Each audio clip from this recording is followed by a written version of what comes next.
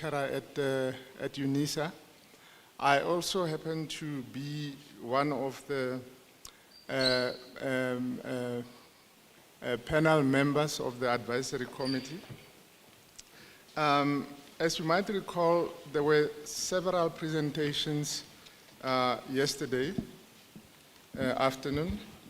So as of today, we will be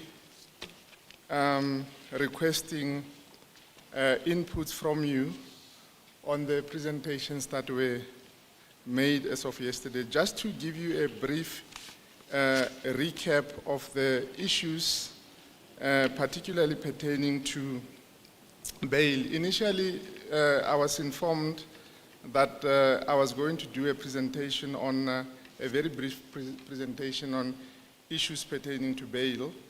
But as you might recall,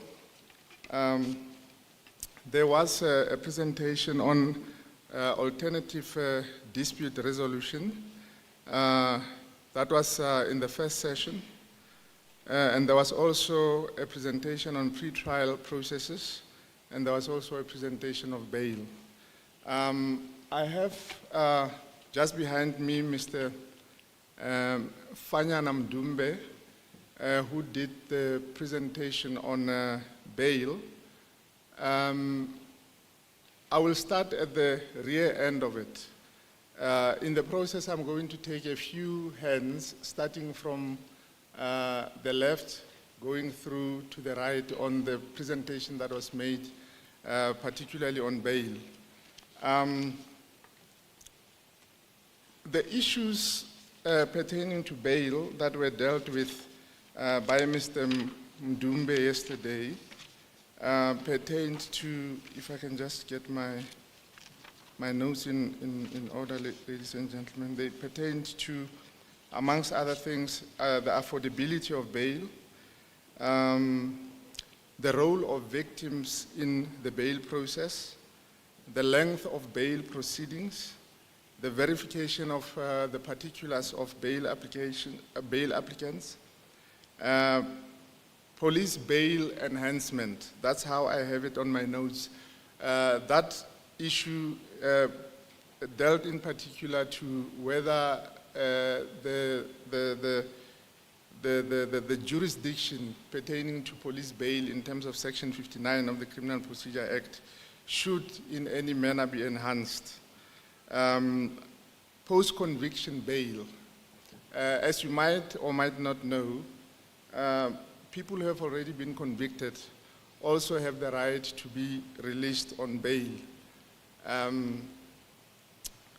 Mr. Mdumbe also made input pertaining to whether the conference, the House, can make any inputs on how we can proceed on foreign nationals. Remember, people who are foreigners in our country, and this has been alluded to by numerous speakers as well, are also bound to come into conflict with the law. And if that happens, the question then remains, or the question that is posed is whether such a person can safely be released on bail.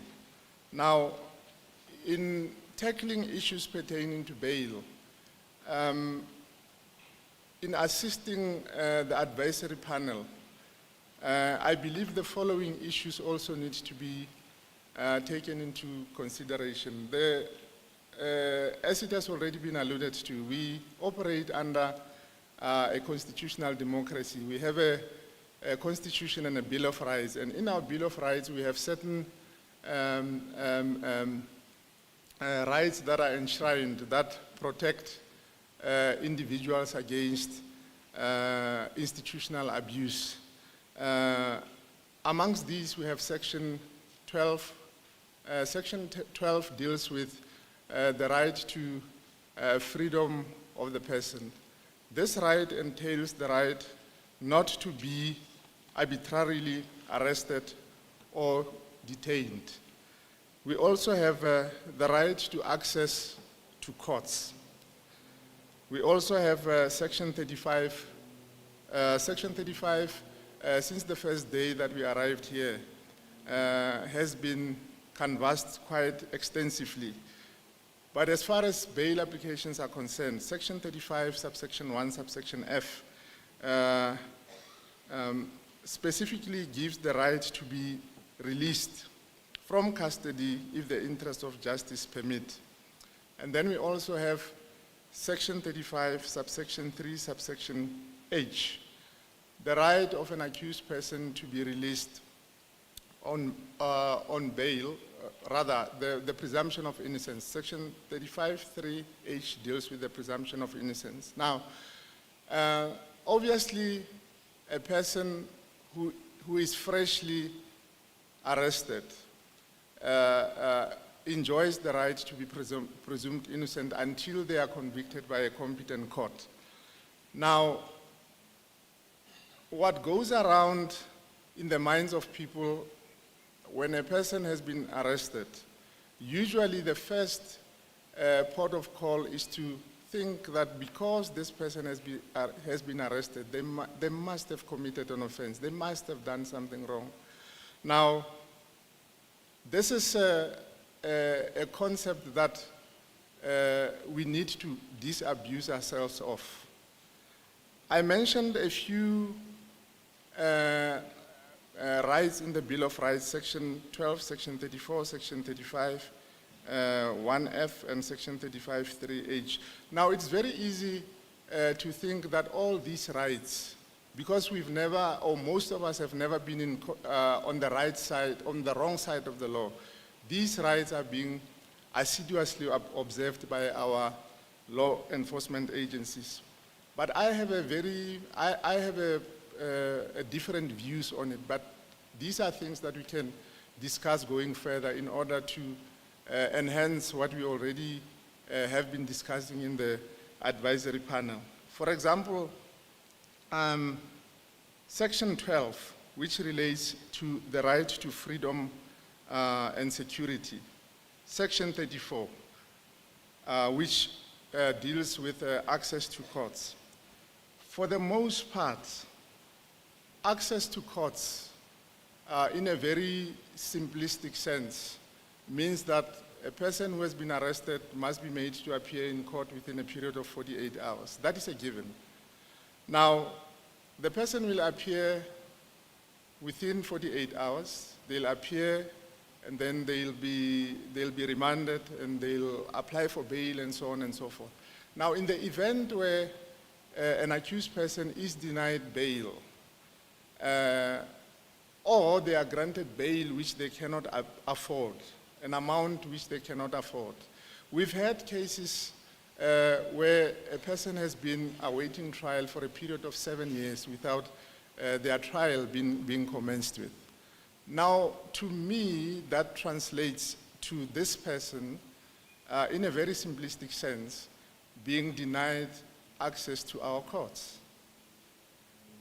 And as far as Section 12 is concerned, it also implies that they've been denied their right to freedom. I can go on and on, ladies and gentlemen, but I would like us to, first of all, think around these issues when assisting the advisory panel in drafting or coming with recommendations for the bill that will subsequently be drafted. Without further ado, I'll take a few questions. I think I've seen a few hands. The gentleman, let me just put my specs on. Sir, I think you were first. Let me just give you a round. The gentleman here was first. Who else? Anyone else? Second? Third? Can we come to this row? Anyone? 1, 2, 3. Anyone on this side? Please. Good morning, everyone. My name is Godfrey Ramoroka. Just out of curiosity, I realize we're starting with bail. In my opinion, I would have thought that the aspect of arrest would have been the first one to be considered because bail comes in after arrest. So, and I'm saying this also based on what one of the members said yesterday regarding claims against the state, whether resulting from any negligence or unlawful arrest and custodial issues.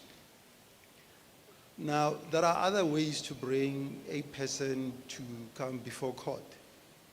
And if, that is my opinion, if we looked at that process first and try and simplify it for the police to understand it so that we don't have to deal with much on bail. As you have said, bail is a process that can be dealt with either before trial, during trial, or even before sentencing.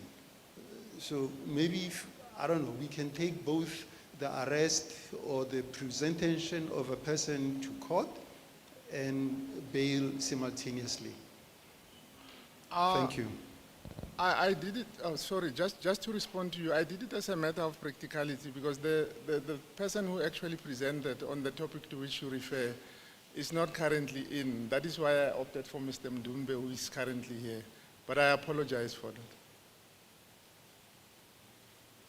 No, there's no need to apologize.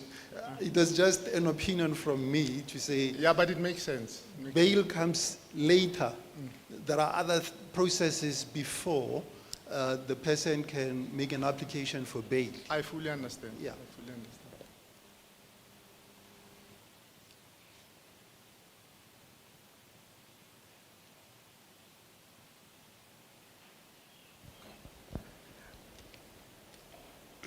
Good morning, Chair. I'm Magadisa Kekana from the Department of Defense. I want us to look at Section 60, subsection 11A of the Criminal Procedure Act. That is the bail application of an accused person in court, where an accused person is charged for Schedule 6 offenses. This provision says that the court shall order that the accused be detained in custody until he is dealt with in accordance with the law, unless the accused, having been given a reasonable opportunity to do so, adduces evidence which satisfied the court that exceptional circumstances exist which, in the interest of justice, permit the release of the accused. So these exceptional circumstances are not defined in the Criminal Procedure Act. So for me, I wish these exceptional circumstances could be defined in the Act. Even if they can say exceptional circumstances include, but not limited to the following, but at least they need to be defined because, you know, when a person has been arrested, his rights to freedom and security has been infringed. His rights to human dignity has been infringed. So bail is one of the important instruments which is a right to a person. And this is also based on the fact that a person is presumed innocent until proven guilty. I thank you. Thank you. I think the third was, yeah. Yes. Good morning. Okay, so I wanted to speak to circumstances where bail is granted under R1,000, which then these people might stay incarcerated for long periods of time where they can't afford to pay the bail, which would obviously be for petty crime if the bail is set at such a small amount often. Whereas judicial discretion exists where bail is concerned and where there are certain circumstances and facts that need to be met, like whether a person's a flight risk, is there going to be a situation where you can influence witnesses or do further harm. But to keep people in the system for 200 rands of bail and they stay in the system for 10 weeks, you know, I think they should look at, it should be considered whether such a person can't be rather released on warning. And then if such a person does not appear in court on the said date, bail can always be withdrawn then. Yeah. Thank you. Yes, ma'am, at the back.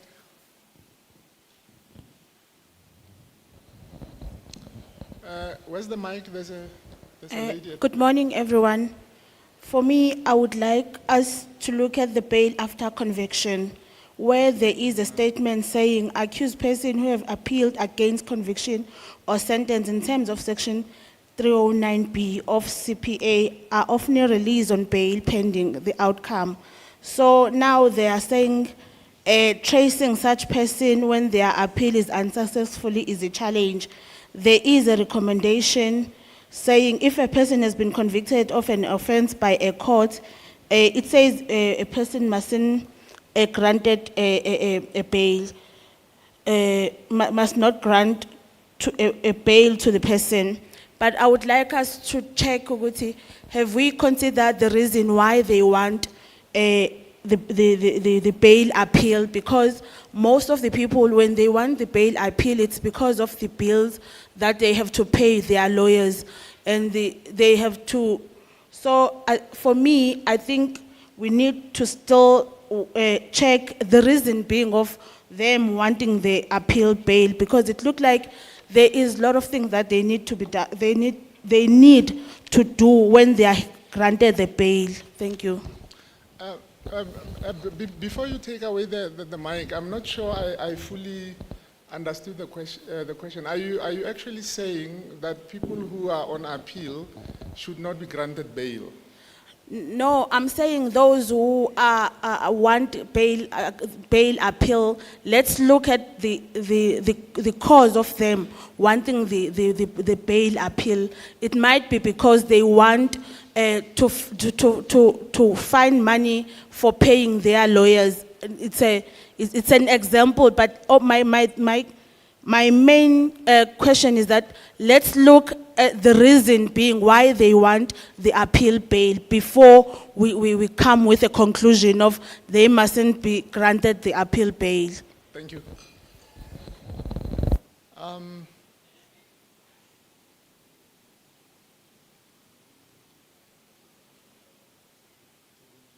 Ma'am, I think I'll take you on the next round. Can you just take these two gentlemen in the middle? Thank you. I think we are all aware that the high courts of this country have pronounced themselves on what needs to be considered before an application for leave to appeal can be granted. I think this commission will look into case law that has developed for many, many years. Issues pertaining to bail have also been addressed, but I think what the community is worried about in terms of an accused person having been released on bail pending appeal. The Criminal Procedure Act does not say what is it that needs to happen until the finalization of the appeal. At times, an accused person is released on bail pending appeal, and that is the end of it. They don't prosecute their appeal, and next thing, victims go to the office of the clerk of the court to find out what is it that has happened to this appeal that this accused person has lodged. And sometimes we know that there might be a delay at the High Court and so forth. But the bottom line is that at times these appeals are never prosecuted, as a result of which they are struck off the roll. The problem comes in where the police must trace these people who must go back and serve their sentence. I remember there was one speaker who raised this issue, I think at the beginning of this conference, that it then becomes a problem because once a trial has been finalized with a conviction and sentence, what happens at the police station, the docket gets filed. And that is the end of it. There is nothing in the docket or space that says perhaps consider whether there's an application for bail pending appeal, let us not close the file. So the police need to be also proactive in terms of checking whether there's an application for leave to appeal so that there is a follow-up on this one. But the Criminal Procedure Act needs to be amended so that it can cater for this process, which is a lacuna, and we know that these accused persons are playing the system. These appeals are never prosecuted, and some of them never go back to serve their sentence. So this is something that we really seriously need to look at and perhaps come up with a proper amendment so that there's a proper management of an appeal process up until the High Court or the highest court of the land has pronounced itself. Thank you. Thank you. If I can just add on to what you are saying, the docket gets filed after the appeal is lodged. Now the docket at that stage has already become defunct. It doesn't function anymore in my view. What really gets lost in my experience are the transcripts, the records of the proceedings before the matter is heard by the High Court. Say it comes from the regional court to the High Court. Usually the accused is released on bail. Somehow the record gets lost. The judges don't get to read through the record, and as a result they cannot execute their mandate of the appeal. That is the one that I'm aware of. But thank you for the input. Yes, sir. Thank you. Good morning. My name is Dick Kubana. I'm from Legal Aid South Africa. I think when we talk about the release of arrested persons, and we start with discussing bail, is putting the cart before the horse.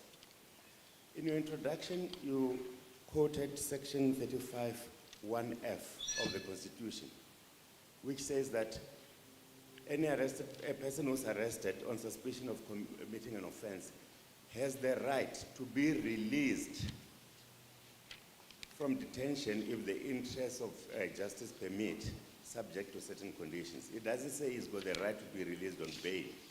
He's got the right to be released on detention, subject to certain conditions. Now, bail is only but one condition that can be the condition of release of an accused person. Now, if you look at how the Criminal Procedure Act is set out, it starts in section 46, section 48, talking not about bail, but about getting a person to court, getting a person by way of summons, by way of written notice, but then a person can be released from detention on his own recognizances or on warning. This morning when I was driving here, I was listening on the radio, and they were talking about the case of a certain pastor who is standing trial on charges of committing sexual offenses against members of his congregation. And it was announced that he was released on warning, which is fine. He's a pastor. He will go back to his church, which is his daily livelihood, and I can't see that there's any chance that he will not come. Are you saying he'll go back because he's a pastor? Well, he has to go back to his livelihood. What about somebody who's got a fruit stall? Will they not go back to their fruit stall to sell their wares there? Certainly they will. A large number of people that are arrested and in respect of whom bail is fixed. But that is besides the point. Are people that you can simply warn to come back to court on a certain day, and they will come back. Okay. And this is actually the nature of African justice systems. Okay. I'm sure I have yet to see a chief or a traditional leader who keeps cells and he keeps people there waiting trial. And if he has to release them, they are released on bail. In traditional African systems, people appear before a traditional leader, and if they have to come back on another day, they're simply told to come on another day. And we haven't heard of people suddenly disappearing and that kind of thing. But we've adopted this system. We've become a totally different animal now. We've adopted this system that you have to pay money to be released. And certain elements of society see bail, in fact, as punishment. So you'll always hear people say, no, you must deny him bail. And I've got no doubt that even among us here, some people see the amount of bail fixed as some sort of punishment to say, well, you've committed a serious offense, so we must fix a high amount of bail. Even if there is no real risk of the person not coming back to court, there is indeed, there will be circumstances where a person, you cannot have the confidence that this person will come back to court. Then you must fix bail. So that is the reasonable condition that is spoken about in section 35(1)(f). But our departing point, so the topic for this discussion should have been the release of arrested person. But we start from bail, which should be a condition that is set if all else fails, if you can't, you've got no reasonable assurances that the person will come to court. I've not heard, even during the presentation yesterday, anyone mention that an arrested person can be released on warning at all. We all start from bail, but I do not understand why. Thank you. Okay, I'll answer that one. Let me take that, oh, are we done? Okay. Okay. Can we allow Mr. Mdumbe to respond to some of the issues that were raised, and then we'll proceed.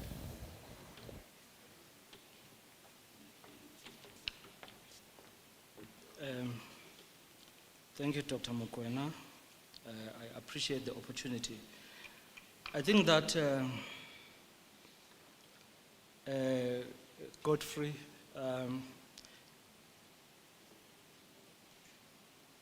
indeed, the first step in the criminal justice process starts with arrest, when the police arrest the accused person. What I mentioned yesterday was that in terms of the current CPA and Chapter 9 in particular, police officials have the power to grant bail in less serious offenses, and so do prosecutors, but only in less serious offenses. And therefore, the focus on court bail does miss this important aspect. Secondly, I think, Mr. Kekana, I do appreciate the comment you made about the lacuna in section 60, subsection 11A, that maybe we need to define what qualifies as exceptional circumstances. So we will definitely look into that. My colleague Jolene raised an issue about denial of release of persons who can't afford bail. In fact, yesterday I did mention that there is an inquiry that the courts must undertake once a person has been considered eligible for release on bail. And that inquiry entails inquiring into the person's personal circumstances, determining whether they can afford to pay the bail amount that has been set by the court. If they can't, the next step for the court is to determine whether conditions other than payment of money would be sufficient to have that person released on bail. And what often happens is that this second part, this inquiry, is just not heard. So in the end, a person would languish in pretrial detention for months on end. To the colleague who suggested that we look at the case law dealing with appeal, bail after conviction will definitely do that.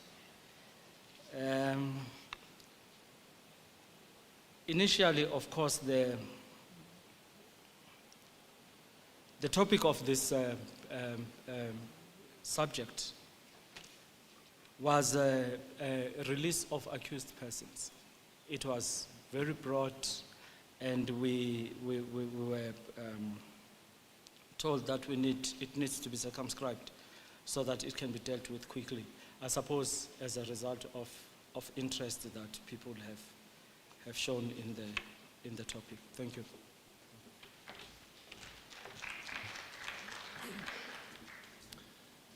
Before we take the next round of questions, I also need to clarify some of the questions that were asked by colleagues and to which I don't think Mr. Mdumbe has responded.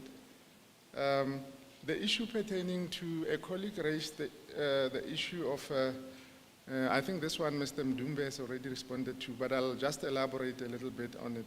I'll collapse the question into the one relating to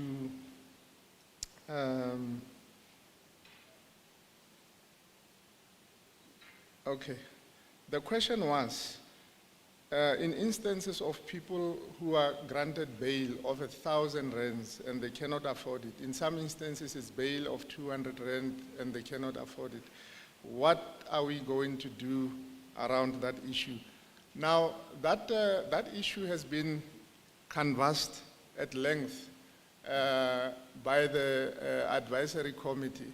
You might recall that in my initial comments, I alluded to the right to equality.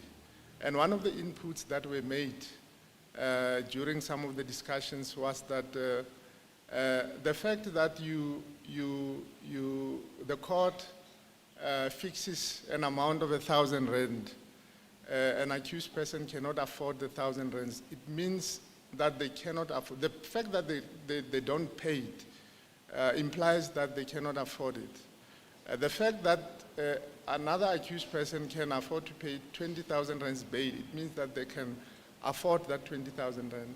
Now, that points to a disparity in the fortunes of people who have and people who don't.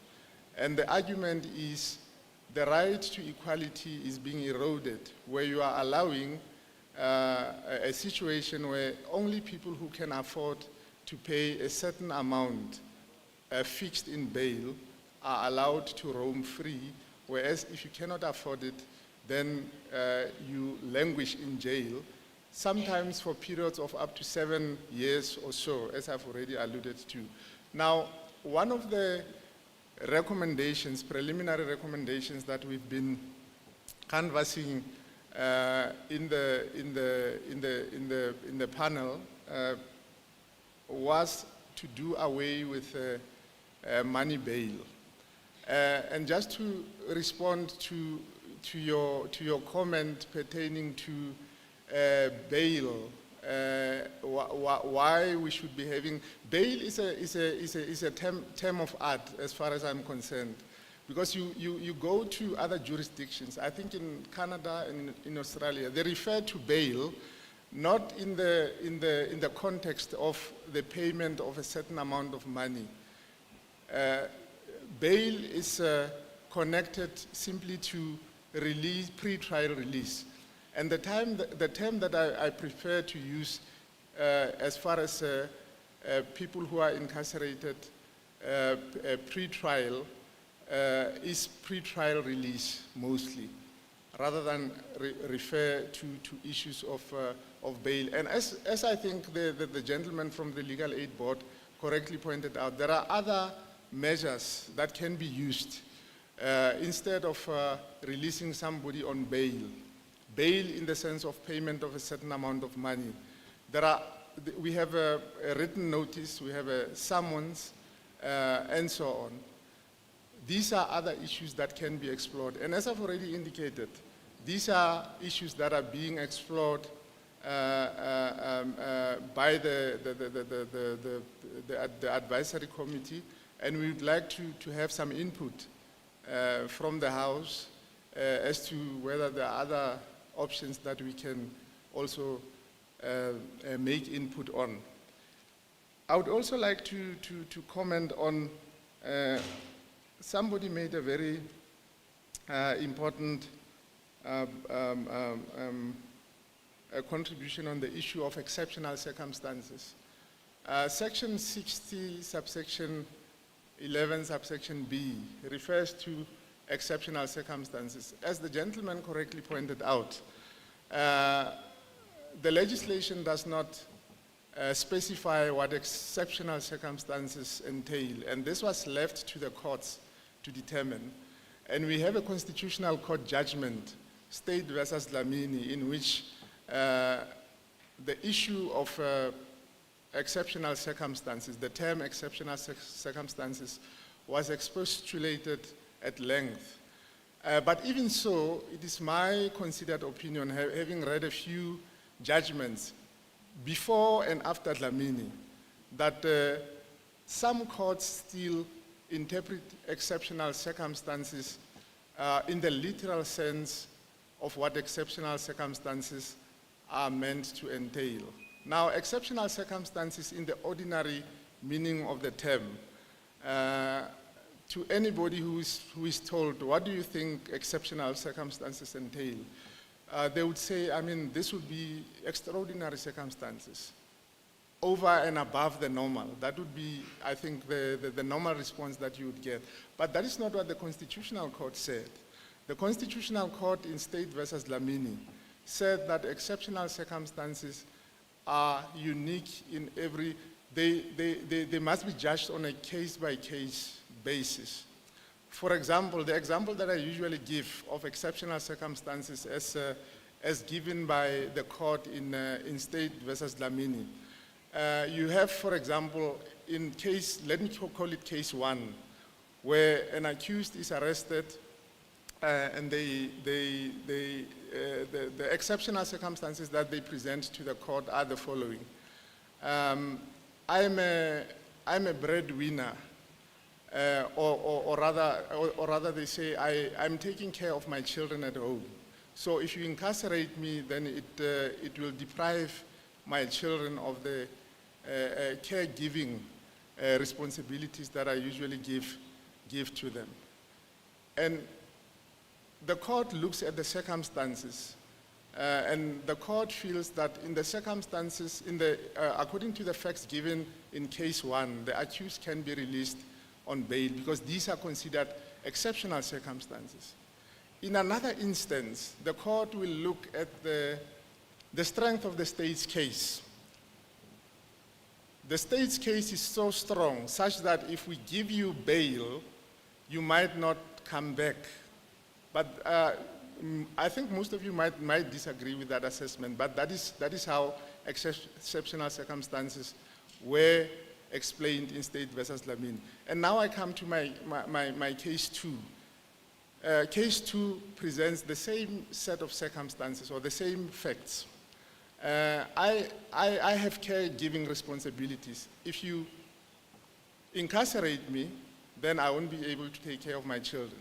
The court looks at the case and they say, but you have other supporting measures. You have your brother, your sister who can take care of your children. The investigating officer has gone and investigated, and according to the information at our disposal, the fact that you are incarcerated does not necessarily mean that your children cannot be taken care of. And lastly, I do agree to a certain point that the term exceptional circumstances should actually be encoded so that there is a legal certainty on what exceptional circumstances entail. Just leaving it as is leaves room for, and look, I have a sympathy with and agree with some of the interpretations of the courts over the years of what exceptional circumstances are.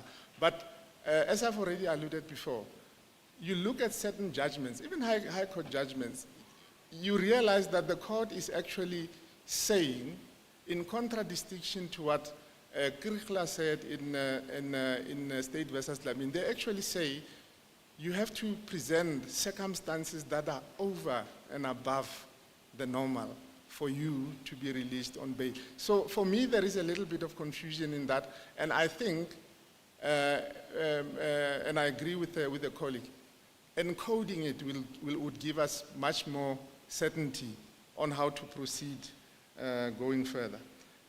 I think now I'll be taking the next round of questions. That will be 1, 2. Yeah, I'm going to start with the lady at the back. Let me just round off first before I come to you, and then that will be 1, 2, 3, and then on this 1. Okay. Yeah, I'll start with the lady at the back. We passed her over in the first round. Please, ma'am.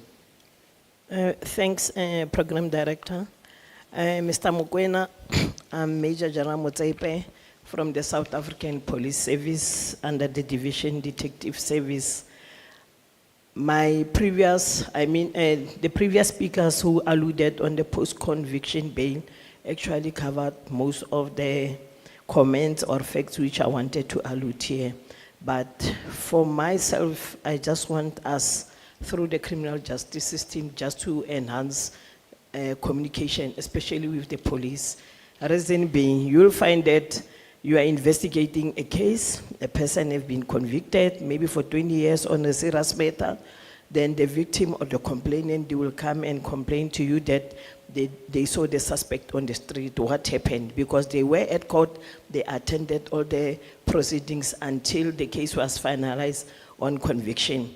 Then we are seen as unprofessional within this value chain of the criminal justice, because you as an investigating officer, you don't know what happened, but you are the one who is investigating that matter. Then you run around, you go to court and check, yes, this person has been granted a bail, and then he has been also lodged an appeal. My plea from the South African Police Service is just to enhance the communication, because on many times you'll find that the communication of post-bail, post-conviction bail is done only through the courts without the investigating officer. It will be from a correctional service if the person is incarcerated because, yes, he was convicted. It will be the legal representative, then it will be the presiding magistrate or judge, and also the legal representative. But the chain is broken where you as an investigating officer, you are not involved. Thanks. Ma'am, did I understand you correctly to be saying that as far as you're concerned, when it comes to post-conviction bail, usually there is no communication that you get as to what happened to the accused. Is that what you're saying? Yes. Okay. One of the speakers mentioned that we must be proactive, and then we must go back to court to check whether. You'll never know on all those dockets which I'm carrying. One of them is murder, rape, or whatever, then the person will get, will apply for an appeal. And sometimes we don't dispose those dockets immediately. We do wait maybe for a month, but we must know that we also have a performance management system at place where the docket is finalized. You have to dispose and close it so that you can carry on with new cases. That is why I'm emphasizing that the communication must be enhanced. I don't want to see, we don't expect that from the station we can just get a warrant of committal, then you must go around and trace the suspect. I can give many examples of those cases which happened in my tour of duty pertaining to this post-conviction bail. Thanks. Thank you. I can't remember who was, oh yeah. Oh, Gentleman here at the front, I think he raised his hand first. I've got the mic here. Okay, go on then. Thank you. I think I will be addressing two issues. One, on the question of bail. From experience, it is clear that there is over-reliance on arrest by the JCPS in order to secure the attendance of the accused or the suspect in court. And in most cases, you find that the arrest was not necessary. The detention. So even in these discussions, I can see that there could be a confusion or a conflation of the arrest and the detention. Which brings me to the work of the other committee, which is alternative dispute resolution. Our contributions here will not be complete without the input of the ADR in the pre-trial stage in the criminal procedure, because a lot could be achieved by the ADR during the pre-trial stages, which is during the arrest stage, and then you might not have the over incarceration of poor people who cannot afford bail, who suffer from the misunderstanding by the prosecutors that they have got an automatic right to remand matters on the first appearance, notwithstanding that every time a person is arrested, it should be taken as an urgent matter, as bail is considered to be urgent. So the question of ADR and its infusion to the whole criminal justice system might bring in a shift in the dynamics of how we deal with the arrest and detention of people, especially for what is considered as minor offenses.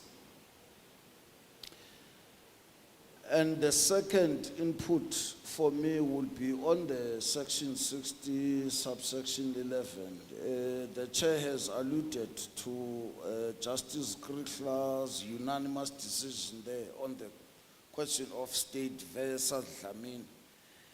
Mine will be a caution that we have seen how courts react when the legislature seeks to encode and in a way be prescriptive to the courts in so far as how we have fed in the prescribed minimum sentences regime. So I will beg to disagree with my colleagues that there is a lacuna there. That judgment is very clear. And for instance, if what the chair is raising, that post-Dlamini there are judgments that do not comprehend the import of Dlamini, then it is up to all of us here to bring it, academics, the Law Reform Commission and all that. But you are going to have a problem if you want to have a numerous clauses for these exceptional circumstances. Because then you are going directly to the discretion that the courts, especially the high courts, who are courts of inherent jurisdiction, as opposed to tribunals and the lower courts. So I think we must tread very carefully when we want to make any changes and be aware of those things. Thanks. Before I get, yeah, you can go on to the next one, but just to get you thinking on something, I agree with you on the encoding thing, but notice in section 60, from section 60, subsection 5, to subsection 9. There is a lot of encoding there. But there is also a rider on the numerous clauses issue that you raise. But let's take the next one. Good morning. My name is Chief Deputy Commissioner, Remand Detention, Cynthia Ramuripo from Correctional Service. Just wanted to maybe request on the issues of inability to pay bail, because I'm actually the most affected, where you find that multiple cases or scheduled servants on various different courts granted bail to an RD, remandee or pre-trial awaiter detainee, and the other court denies, and we are asking if they can also include a clause on a regulation or on the reform of the criminal procedures to say before they can even grant or oppose the bail, the issue of the investigating officer on the side of SAPS, within that 48 hours, the issue of address must be determined at that stage, so that when they come to court, the magistrate and the lower courts, they will not have to struggle to say we are now refusing bail because of an address. And then you return the RD back to correctional service, and then we have to keep the person for a two-year, 21 months and above. When we do the court referral in terms of section 63A or 63A of the Criminal Procedure Act and read with the Correctional Service Act 49G, on the court referral, when we look at those who are above 21 months, you are finding that most of the courts, they are unable to give us a court outcome just because of an address. When you deepen the checks on what type of category of the case, you find that it's a woman who stole in a Pakistan shop a tin of fish, and she is not affording to pay bail, and she's being remanded because of an address. And the closing of the gap between the system through a regulation or an act, it will assist us that those who are above 21 months, their bail, inability to pay bail, we can have an alternative solution to it, which between the three parties, Legal Aid SA, South African Police, NPA, can come up with another clause that can able to check all of those that are lesser than 1,000 bail or 500. The other one is the issue of bail payments, which Justice has managed that. We, together with MPA, we had a bail application of 6 million. It's one in the country that we have seen, and I'm sure it's gonna start merging.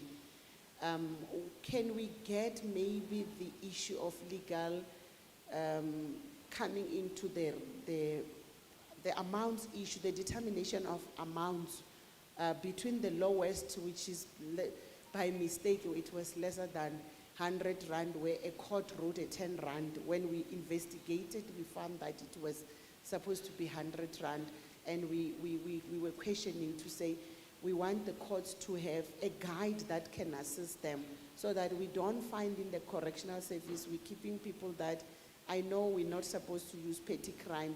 There are petty crimes issues that needs to be guided for court, and a reform of the criminal procedure can assist to guide in a document that will direct the inability of paying bail. Thank you. Ma'am, you mentioned something about 6 million. I missed you there. Yes, I mentioned it. The highest bail that was granted last year, my colleague who is here, it was 6 million. Oh yeah, I just wanted to establish And the that. lowest was 10 rand. Oh, okay. And Thank you. you want to say, if people can go for 6 million, there must be other systems that also can be assisting courts to say, if it's SIU, you know, of yesterday's presenters, those categories, those amounts must be pushed to all those bigger categories. Thank you. So I was just saying, when you are looking at part of the reform, look at the economical part of the ability to pay bail of 6 million and above, or 20 million, that it will assist us also. Thank you. Thank you. Yes, sir.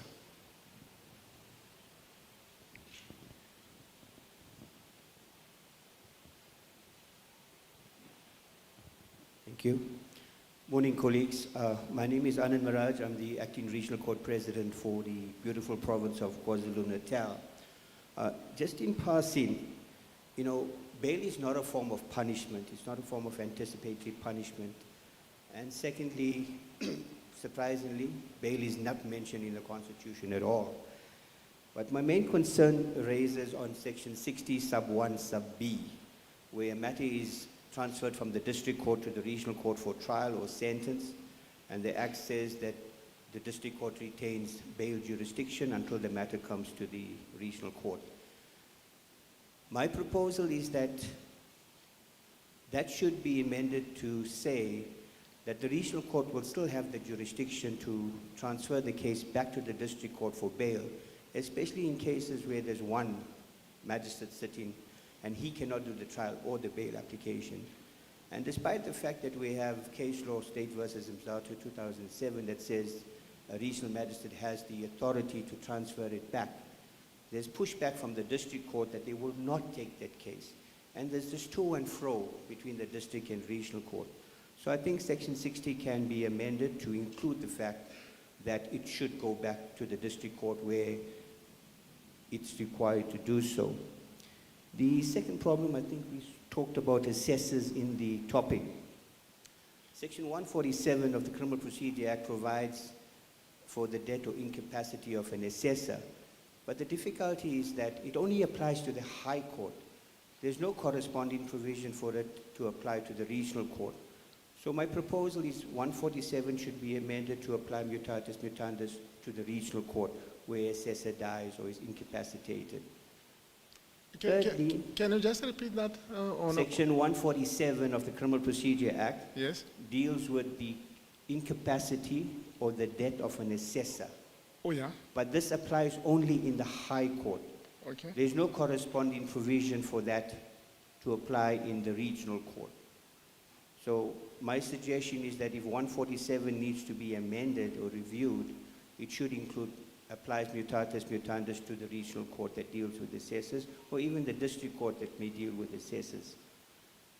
The other issue is the question of petition and bail pending appeal. There was a matter just 2-3 days ago that was heard in the High Court, and the full court decided to dismiss the appeal, but also directed that the petition pending to the Supreme Court of Appeal must be dealt with in the regional court. With respect, I take a different view on that. Why should the regional court now deal with the petition that has not as yet been filed in the SCA? Surely, you need to file your petition first in the SCA, then come to a regional court to decide on bail pending petition. And also the CPA doesn't talk about bail pending petition, but we know that's a lacuna, so we deal with that. Should not the High Court have dealt with the issue of the bail pending petition? For the simple reason, when bail was granted, pending the appeal to the High Court, one of the conditions there would have been, should your matter be struck off roll or should your appeal be dismissed, you are required to surrender yourself within 48 hours or so. So that accused person needs to surrender first, not come to the regional court then to apply for petition, which has not as yet been filed. So we sit with a problem where a High Court has now directed a regional court to do the petition, which has not yet been filed, and the accused just wants to stay out all the time, despite the fact that his appeal has now been dismissed. So I think you need to consider that as well.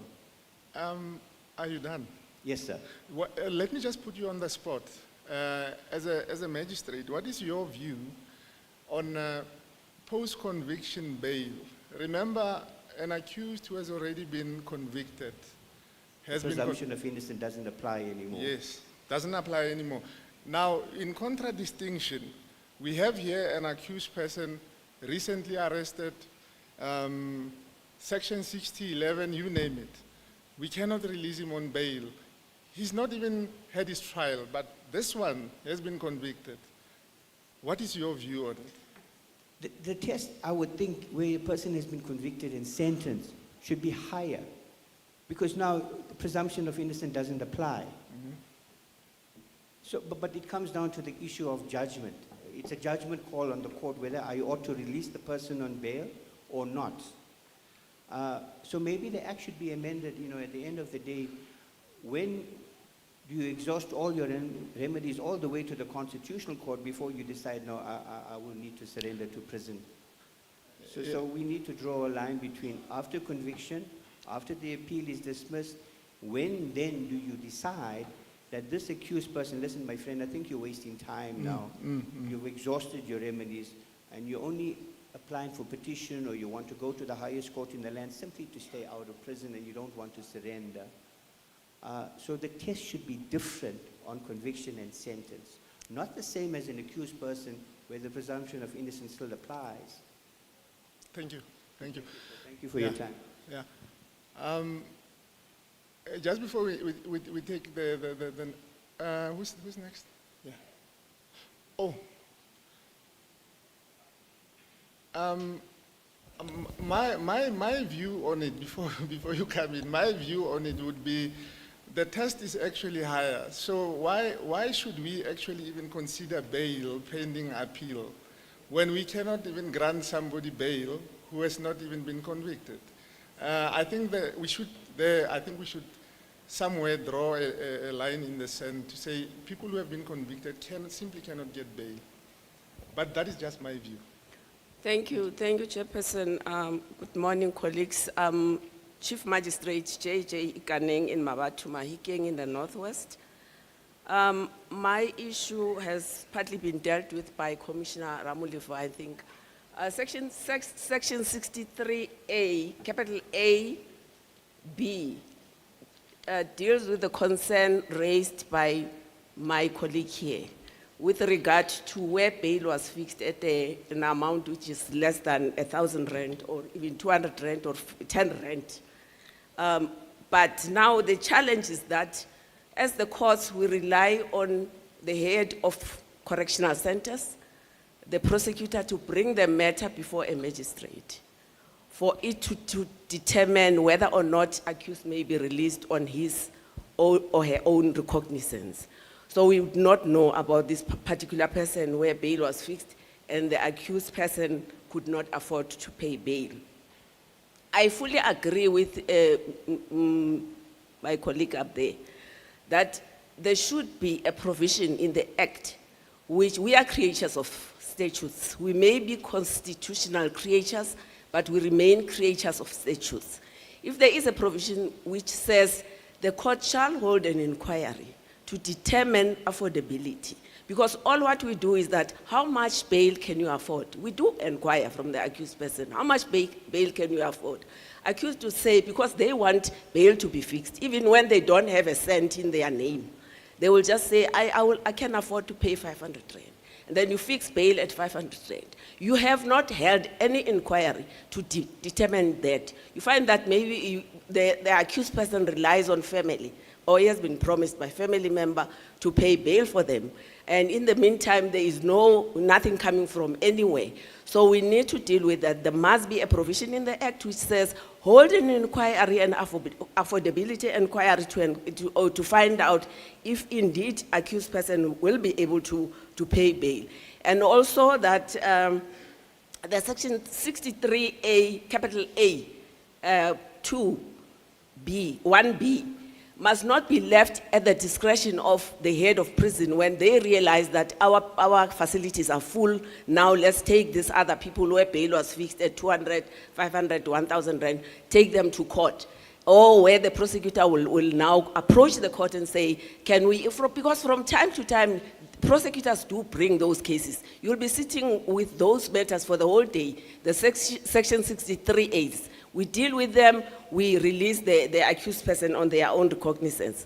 On the issue of whether or not the presumption of innocence applies up to a certain stage, it will apply until accused, the High Court in the land proclaims that that accused person is now guilty. But they remain innocent until the last court proclaims on their innocence. It can be that at some stage, otherwise it will be tampering with their constitutional rights at some stage.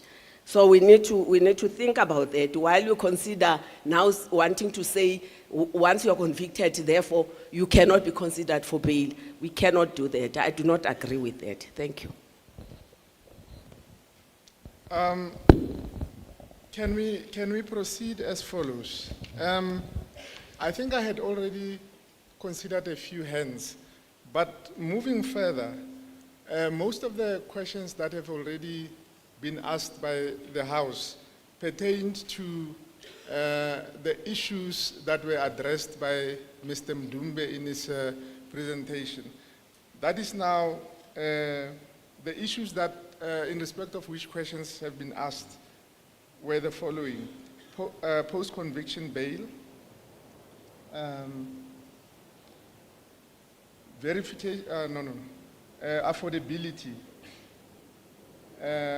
post-conviction bail and affordability. There are a few aspects that were raised in the presentation that were not really, or in respect of which no questions were asked, and we need input on these issues for us to be able to make a proper input also in the advisory committee. Now, this relates to the role of victims in bail proceedings, the length of bail proceedings, the enhancement of police bail, and also bail in respect of foreign nationals. Can we get questions pertaining to those or input pertaining to those? Good morning, everybody, mostly Dr. Mkwena and Mr. Mdumbe. I'm Pumlani Nyembe from Nyembe Attorneys. It's integrated criminal justice, and we need to be at the forefront. It's no use to try and build a double story on a four-room house. So we have technology. The technology dictates that's the future. So we have laws like the RICA law, we've got POPI Act. So we see mostly in courts, it's still the old style. Go and verify an address. Even us as attorneys, we no longer serve you on an address. We just go for substituted service. We serve you even on your WhatsApp, on your email. So those are the key things that we need to incorporate. Verify the address, make sure that the person has got a cell phone number that is recorded.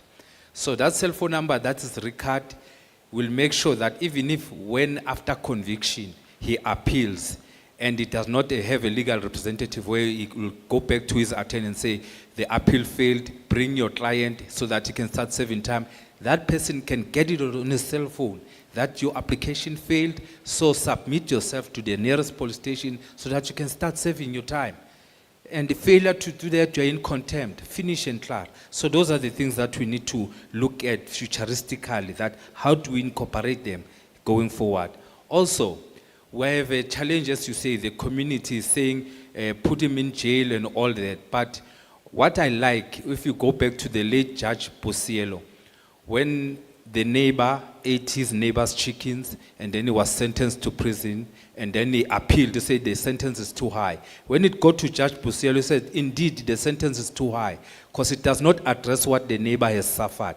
The neighbor does not care whether this guy serves 2 years, 3 years. He wants his chickens back. So we must do restorative justice. So we need to look at all those things. Those are my submissions. Thank you. Before you sit down, restorative justice, but now we're talking bail. I'm not sure how it. I'm just adding on top of Oh. things that we need to look at, Oh, I brother. see. Okay. I'm just, now you've reminded me. Yeah. On the bails, the magistrates and the judges are given an opportunity to set the conditions.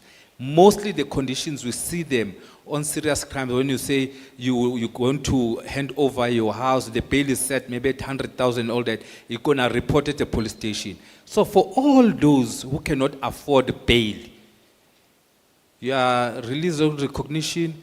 Why don't they set the same condition to say every Monday and Friday, go to the nearest police station because the person is residing there, so that we don't have the people who are gonna go and stay in our institutions. And I heard yesterday, it cost about 300 rands and above a day to feed those people. And the bail was set at 500 rands. Can you imagine, for 2 days, he has eaten 600 rands. Okay, thank you. I think I'll take the last two because I think we left with about 10 minutes. Oh, yeah, I think, sorry ma'am. Sorry, can I take the lady on this side? Sorry, I think.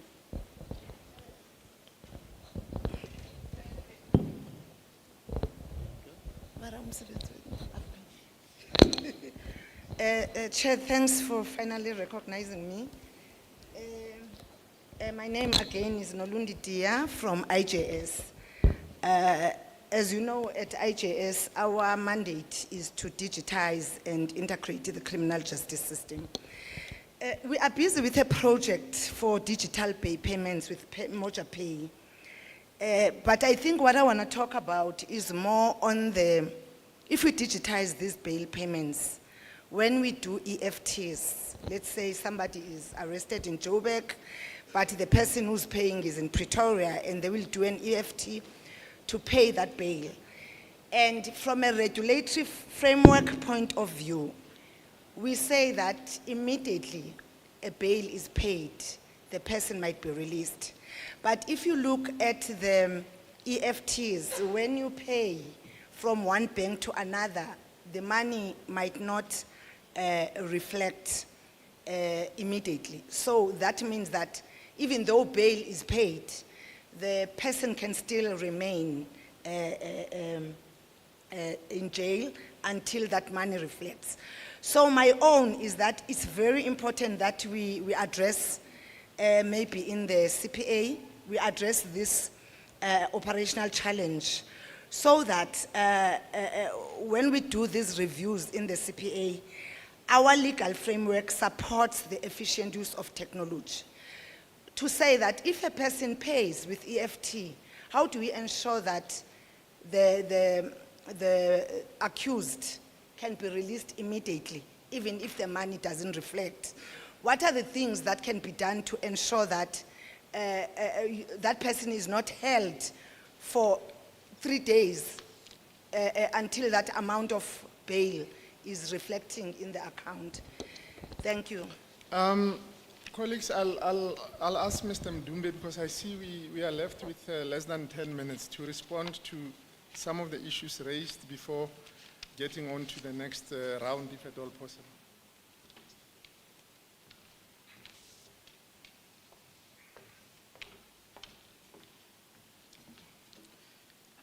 Colleagues, thank you for a very useful input. Certainly, we've got our work cut out for us. A day before yesterday, there was a High Commissioner from the United Kingdom here, who, amongst other things, talked about how they use technology to enhance their own processes. And as I was sitting there, I really wanted to ask him whether these innovations that they have introduced in his country are underpinned by legislation. And I was thinking about the innovations that have been proposed by colleagues during our engagements. One of them being that people should be able to pay for bail by EFT. I didn't know that would need and I would like to thank the colleague for raising that. I didn't know that we would need a statutory provision to deal with these matters. I thought that because the law already makes provision for bail condition in the payment of money, that would be sufficient. So these are issues that we will definitely look into. I don't have answers to all the issues that have been raised. Dr. Mokoena, I don't have answers to all the complex issues of law that have been raised, but what I can promise you is this. All the comments that have been made today here, this morning, will be considered not only by myself, but by myself and the entire advisory committee that Judge Lekhodi leads. And after we've considered them, we will formulate proposals that we believe will, should government decide to promote them, address these issues. And once those proposals have been considered by the committee of Judge Lekhodi, they will be presented to the full commission, which is headed by Justice Jafta. And throughout that process, I can also promise you that we will work very closely with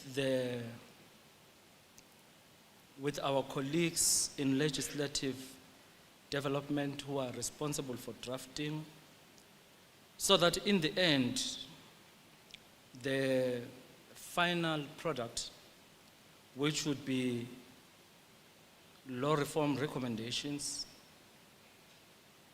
are recommendations that can be considered by both the executive and implemented by Parliament through enactment. So we'll look into all the issues and deal with them. We will not omit any of the proposals that have been made. Some, I must confess, I'm not really familiar with, so more research work would need to be done. Some I've already dealt with them, or at least I have a clue how they should be resolved. I do not think we adequately, Dr. Mokoena, there was a colleague who raised an issue about denial of bail to accused persons who have been convicted in the first round when we were taking questions. I think our proposal is that we are really not proposing that bail should be denied, but we are saying that the onus must be on the accused to demonstrate to the court that it would be in the interest of justice for him or her to be released on bail, or that there are exceptional circumstances. We think that would ensure that his right to be released or to be considered for bail is not eroded, whilst at the same time ensuring that violent criminals and people who have been accused and convicted of committing serious crimes are not released back into the public. I think we need to try and deal with this issue that colleagues have been referring to, that people are convicted, they come into the system, they are arrested, they are released, and complainants and witnesses see them passing by there. It's like the system doesn't work. Here I am. How do we instill the confidence of the public in the system if we allow these sort of things to continue to happen? So yes, indeed, we'll look into the issues. The one issue I'm really itching to ask, and I am hoping you'll assist us with, is we really need to look into the whole issue of differentiation. I think Minister Cele raised it the other day, that you have one group of people who are toing, exercising their rights. And you have one group of people who wake up every day and decide we're gonna kill people. The cash in transit heist accused persons or people who engage in that activity for the purposes of bail. For which offenses should pre-trial detention be completely prohibited? And an answer to that question, I do believe, will assist in dealing or addressing, among other things, the issue of overcrowding in prisons. If we can determine here that for these offenses, I don't know how we do it, I don't know whether we put monetary value on the offense, or we say any offense for which, if the accused were to be convicted, would be sentenced to less than 1 year, should not be detained in remand detention. We have currently, Dr. Mokoena, you would know, we have Schedule 5, Schedule 6, and Schedule 7. Schedule 5 and 6, those are serious offenses. Schedule 7, not so, well, serious, but prosecutors have the power to grant bail for those. Which offenses? Perhaps it's something we need to think about. And if you can answer it now, that would be great. For which offenses should pretrial detention be prohibited? Thank you. Colleagues, I understood the time that we are supposed to be done here to be 10:15. Just to answer a few of the questions that were raised before proceeding to, I'm not sure whether we'll be able to take the next round of questions. My colleague from KwaZulu-Natal raised some very interesting issues pertaining to, I had not actually looked into them, Section 147. They are very, the one that you raised pertaining to cases to be taken back to the district court, I think it was, it's not legislated, but I remember a case, Makane Disa, is that the case? Pertaining to petitions? Yeah, Makane Disa, yeah, that's the case. It was it's a very complicated thing, that one, but I've noted it down, and then we can. And on the issue where you say bail is not mentioned at all in the Constitution, we can agree to disagree, but I disagree. I think it's mentioned by implication if you read Section 35(1)(f). That is just my view.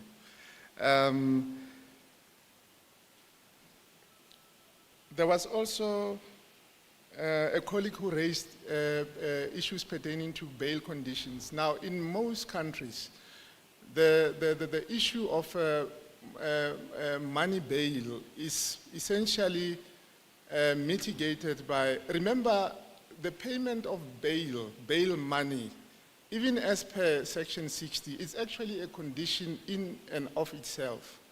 You pay in order for you, it's a condition for you to be released.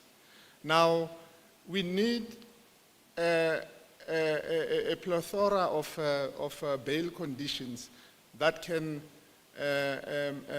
mitigate having to incarcerate an accused person. And I think of the comments that I've heard, people are of the view that we should actually, and mostly people who work at the prisons who are at the coal face of receiving people who cannot afford bail, are more in favor of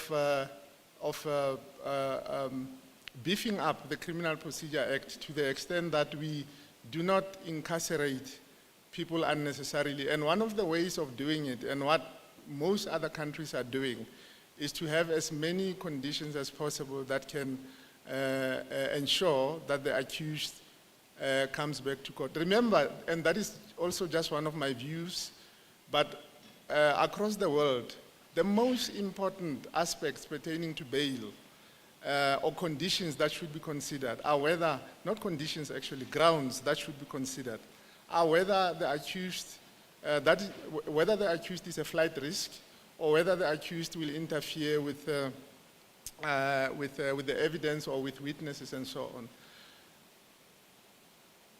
These other grounds that are in the legislation, that is just my view, are just, they just burden the system in a sense. Consider, for example, section 60, I think it's subsection 4, subsection 6, which says that an accused will not be should not be released on bail if there is an inclination that he might commit a Schedule 1 offense. I mean, that is very onerous. I mean, how does the accused prove that he will not commit a Schedule 1 offense if released on bail? But these are issues that we can probably discuss pertaining to bail going further.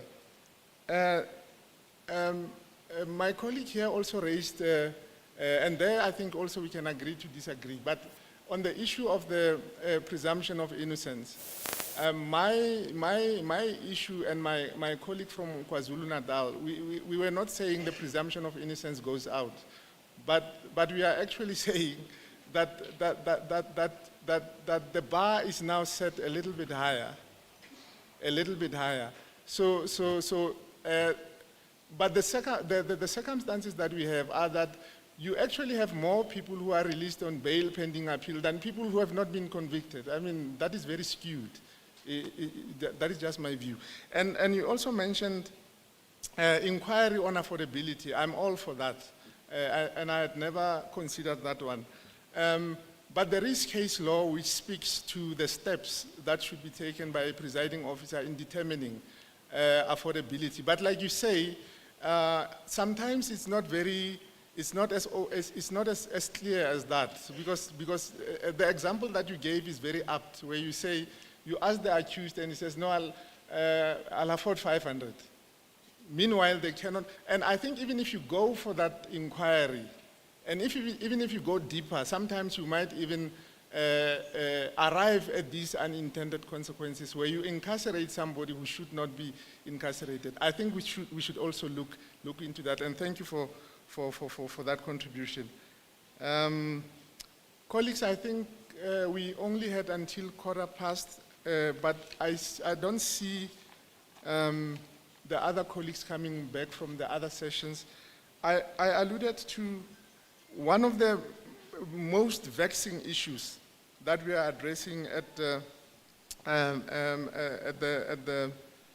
advisory committee sittings is the issue of lengthy bail proceedings. Remember, bail proceedings, and there are judgments which say that bail proceedings they are not actually even classified as criminal proceedings. They are not civil proceedings. There's something in between. They are sui generis. That's what other courts have said. Now, they should therefore be treated differently. That is why at common law, even our legislature has attempted to make bail regulation as easygoing, for lack of a better word, as easygoing as possible, so that you remember we are dealing with the freedom of an accused who has not yet been convicted. Now, we must make sure that these bail proceedings are finalized as soon as possible. But for those, and I think my colleagues who are sitting on the bench will, even if they have not sat through those proceedings themselves, they know of bail proceedings that go on for 6 months on end. So we need to find a way of working around that, ensuring that bail proceedings, the length thereof, is shortened as much as possible. Does anyone have any input on that one? Yes, sir.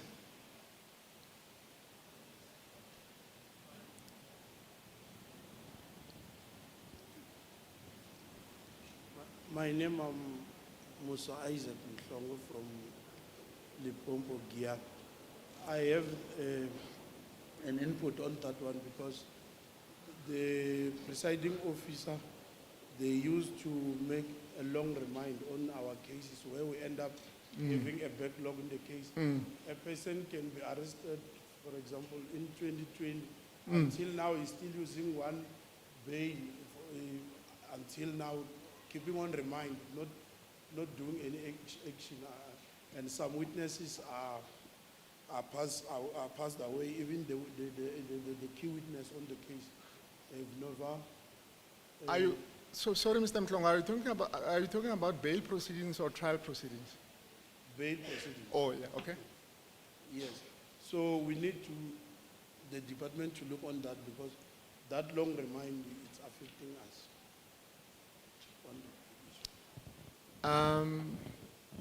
Yes, ma'am.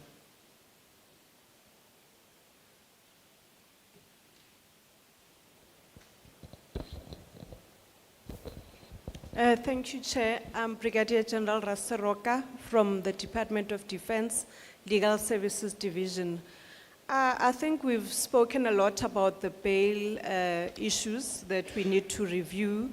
However, we were also looking forward to hearing more about the retrial and trial de novo in cases of a deceased.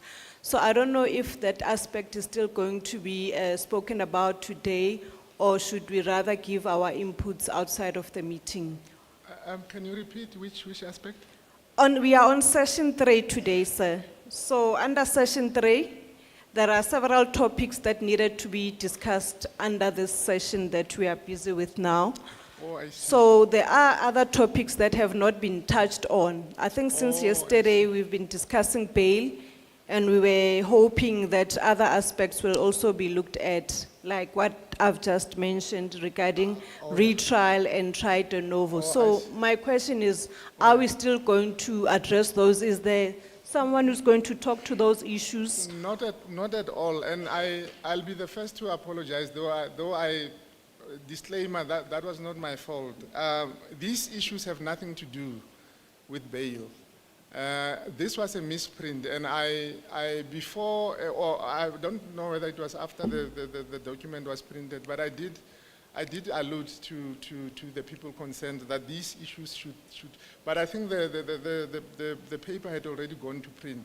But maybe, because yesterday we adjourned quite late, and I had to rush because I'm driving all the way to Pretoria, I probably should have addressed those issues that we are not going to be dealing with. If you listen to the issues that I've spoken to and what Mr. Mdumbe addressed in his presentation, they are nowhere to be seen. So, colleagues, I apologize for that. All right, sir. And then my question is, if there are other issues that we as a department would like to give as inputs for the review, will we be afforded that opportunity? Mr. Mdumbe is here. He's one of the researchers. We can have a chat after the session, and they'll give you email addresses and so on. I'm not sure how the whole setup looks like, whether there's any communication that is going to go through to the delegates and so on. Thank you very much. Yeah. Thanks. The issue of the length of bail proceedings, any other input? Yes, ma'am. Thank you, Chairperson. We regard bail proceedings as urgent in nature, to an extent that most of the courts have got a bail court. Yeah. We've got, we call it a reception court. Some call it bail court. So that is where bail cases are heard. And we ensure that we sort of fast track all bail matters. So I don't know how we can couch it in the Criminal Procedure Act to emphasize the issue of the agency of the bail proceedings. I think this is how it was addressed even in. I was a prosecutor in Pretoria where I think this is an in-house arrangement. In Pretoria, they have a similar arrangement where they have a reception court which receives new cases, and if the accused wants to apply for bail, immediately it's sent to the bail court. But even then, there are other logistical issues that creep in. The magistrate postpones the bail application for a week. For some or other reason, maybe they were, remember some of them even rotate. The magistrate was in this court for a week, and then they are sent to another court. The bail application follows them. And there it finds other partly heard matters, other trials, and so on and so forth, other postponements. I think you'll agree with me. Yes, I do. I do. Yeah, and this is where, I'm not sure how you get around those. But these are some of the issues that literally prolong the bail proceedings. Yeah, but I don't know how the review of the Criminal Procedure Act can assist in that regard. Yeah, yeah, I think we've overstayed. Mr. Mdumbe, would you like to have a? Oh. Thank you, colleagues.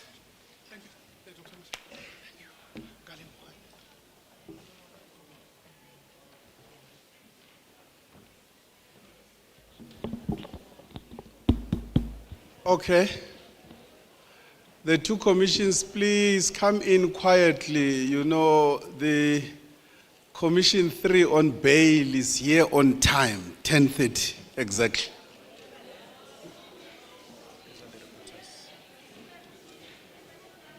Who is doing? Yeah. Okay. How many minutes do we give them? 15 minutes should be sufficient. Yeah. So if it's 15. Okay, maybe you give me 10 minutes. 10, 10, 10. Date is reporting. Then 10 for reporting and 15 for discussion.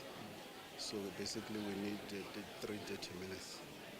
Of course, 11. So by 12, our target will be done. Just that people make introductory remarks, then I just go to the issues Yeah. and recommendations. Defense wants to make a lot of input on the act itself. Oh, okay. But I said to them, But they must understand this is not a military justice, it's a criminal justice. Yeah. Okay, the gentlemen at back. May we be seated, please?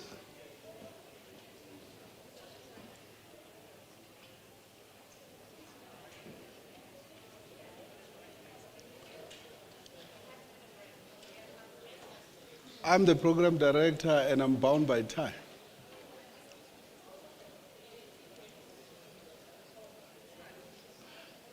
That's the, otherwise we'll be here until 3. Okay.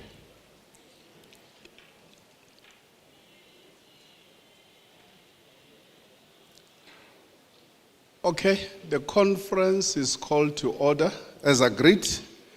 10:30 is 10:31 now.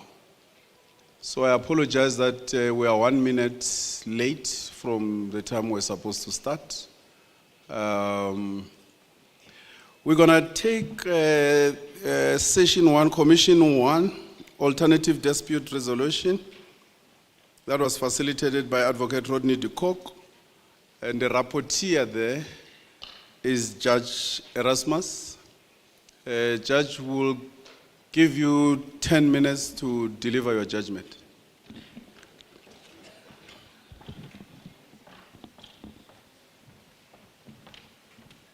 Good morning.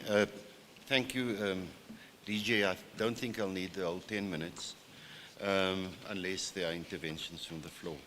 I'm going to try and summarize over 3.5 pages of doodling the overarching issue that came out. A point was made that when we speak of ADRM, that instead of referring to it as an alternate dispute resolution mechanism, but rather an appropriate dispute resolution mechanism, which must be applied with a whole of government and a whole of society approach.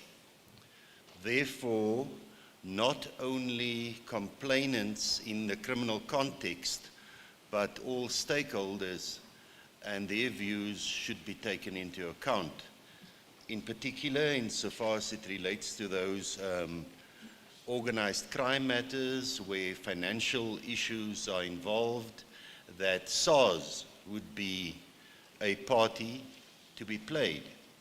Insofar as it relates to criminal records and a proper record keeping of the diverted matters, that SAPS be kept in the loop with proper registers, and so in the event that a person that has been diverted out of the mainstream criminal justice system, that in the instance of a repeat offender, that it be picked up.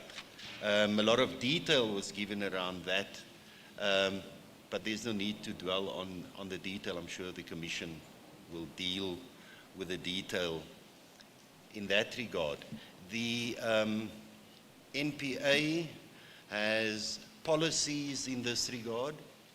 They do train their prosecutors on how to conduct the diversions. I'm calling it diversions in the broad context of the word, with particular reference also to certain vulnerabilities, which include certain defined groups within society that might be vulnerable, and therefore the privacy concerns must be taken into account.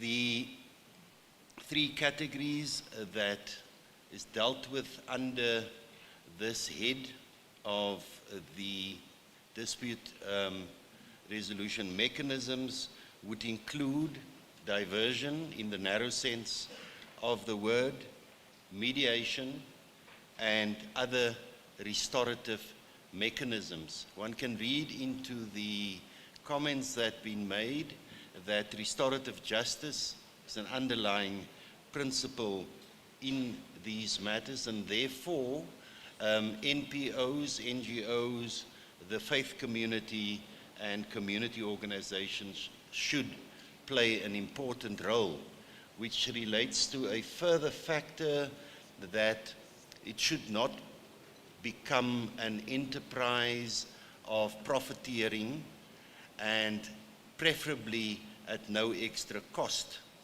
to the litigants and or the state coffers, if that can be avoided, although it would be impractical to have a court-based mediation done with trained and paid for mediators at each particular center in the country. Currently, the dispute resolution mechanisms are done on an informal basis, and the question is how that should be regulated. Turning back to the presentation of yesterday afternoon, insofar as it relates to the settlement of these financial matters, question then arises, does the solution lie within the CPA, or does it fall under the Prevention of Organized Crime Act, POCA? Views were expressed that it would be best placed there, and I read into that comment that it will also then include the ID and AFU, the SIU, and so forth.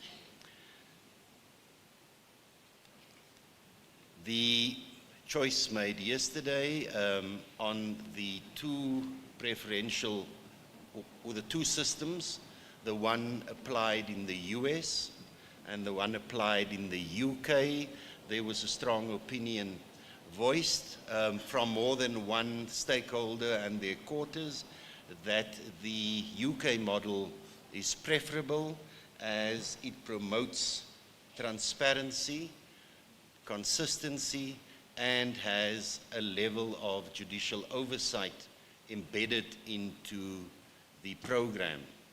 A side comment, the 1.28 as to the 28-point-odd percentages, I don't know how the population figures of 70 million up to 340 million compared the two jurisdictions which other take that into account. But that's just a side issue.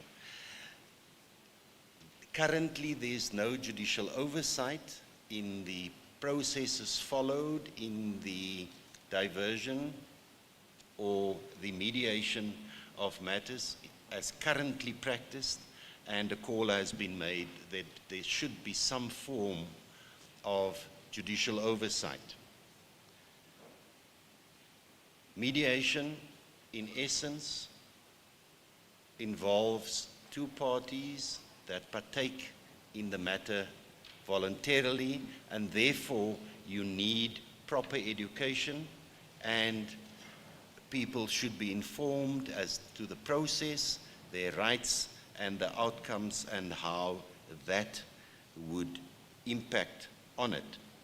There should be external factors taken into account in the final formulation. For example, the policies adopted by the OECD. So we shouldn't just be inward looking, but we have to take into account the broader landscape out there.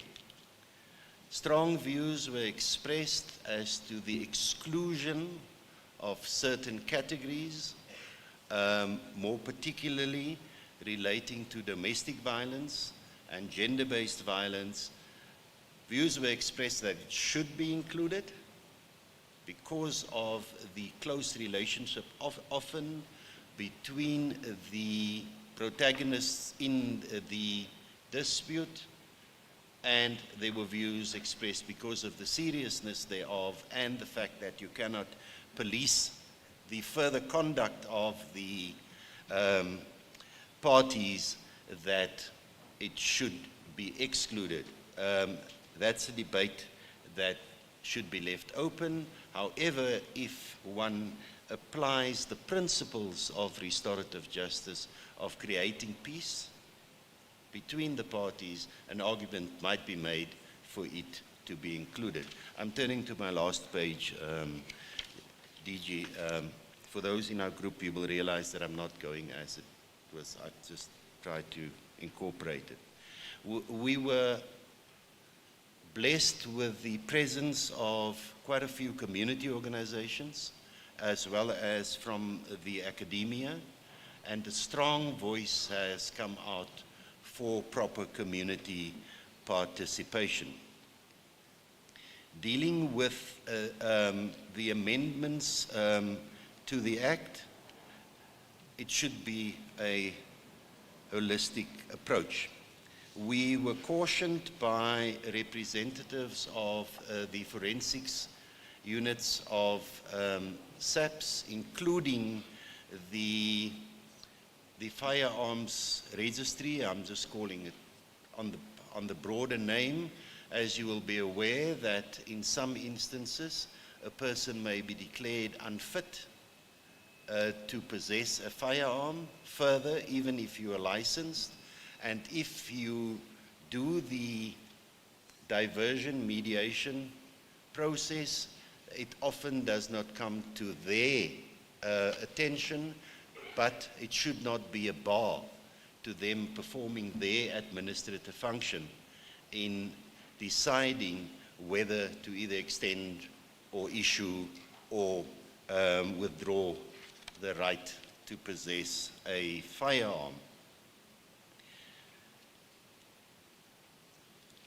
We were alerted to the fact that mediators should be trained to be able to determine the level of participation and the willingness to abide by the conditions set.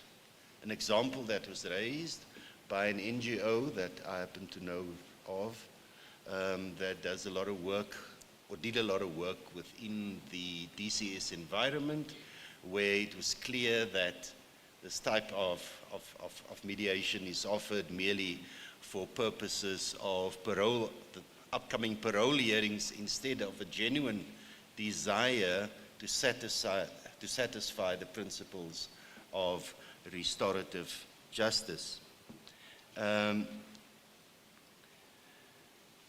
Finally, it was commonly understood that it is a mechanism to be used in the context of criminal justice.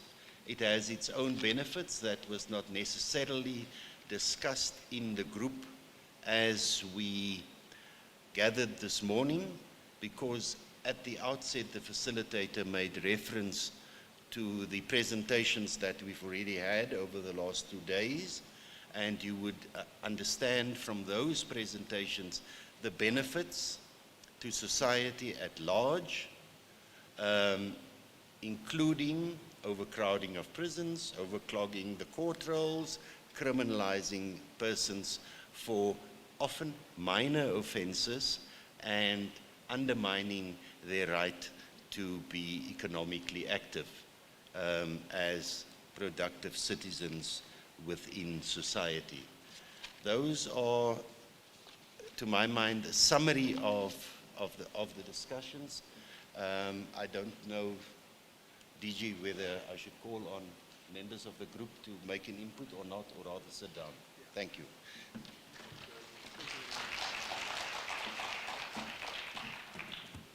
Thank you very much, Judge, for such a succinct report. You have set the bar high. I hope that the next rapporteurs will follow on your footsteps. Colleagues from the group, only 2 hands. I don't want you to repeat what the judge has already said, but if you feel strongly that there is one point, not the point that you raised and did not make it, but something that you think was discussed and was agreed and you think for whatever the reason it's not captured.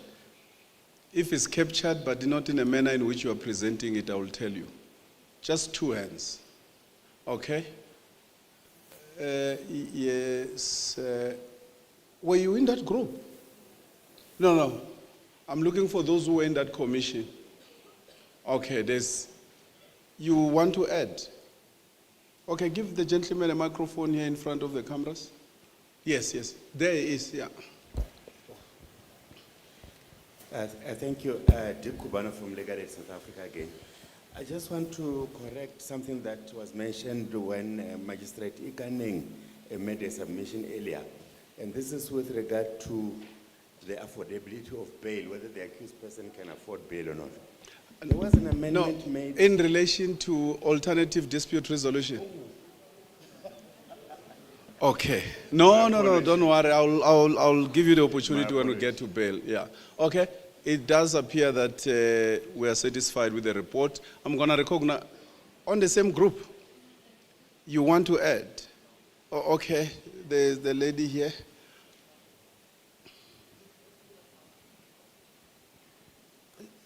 Thank you. This is Reverend Holul. Thanks for the presentation. I'm just worried about the emphasis. Obviously, I'm coming from the group, but the emphasis on community workers, I think that's what Kotatsu has been emphasizing, that community workers are expected to work on voluntary basis. So I'm not sure. I know the judge said the DM emphasized that it must be at no cost voluntarily, but just add something. We get something. Stipend. Oh, okay. All right. Let me open the floor for the discussion of the report. I'll recognize 5 hands. The doctor here, I recognize you. Anyone else?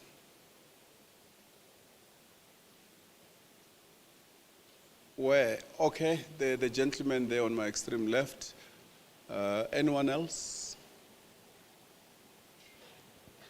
Alternative dispute resolution and criminal matters. Okay, let's proceed. Thank you, Chair. Chair, I'm going according to the discussion that we had yesterday after the presentation that was given here. Just 2 points to make on diversion. The input that was made here was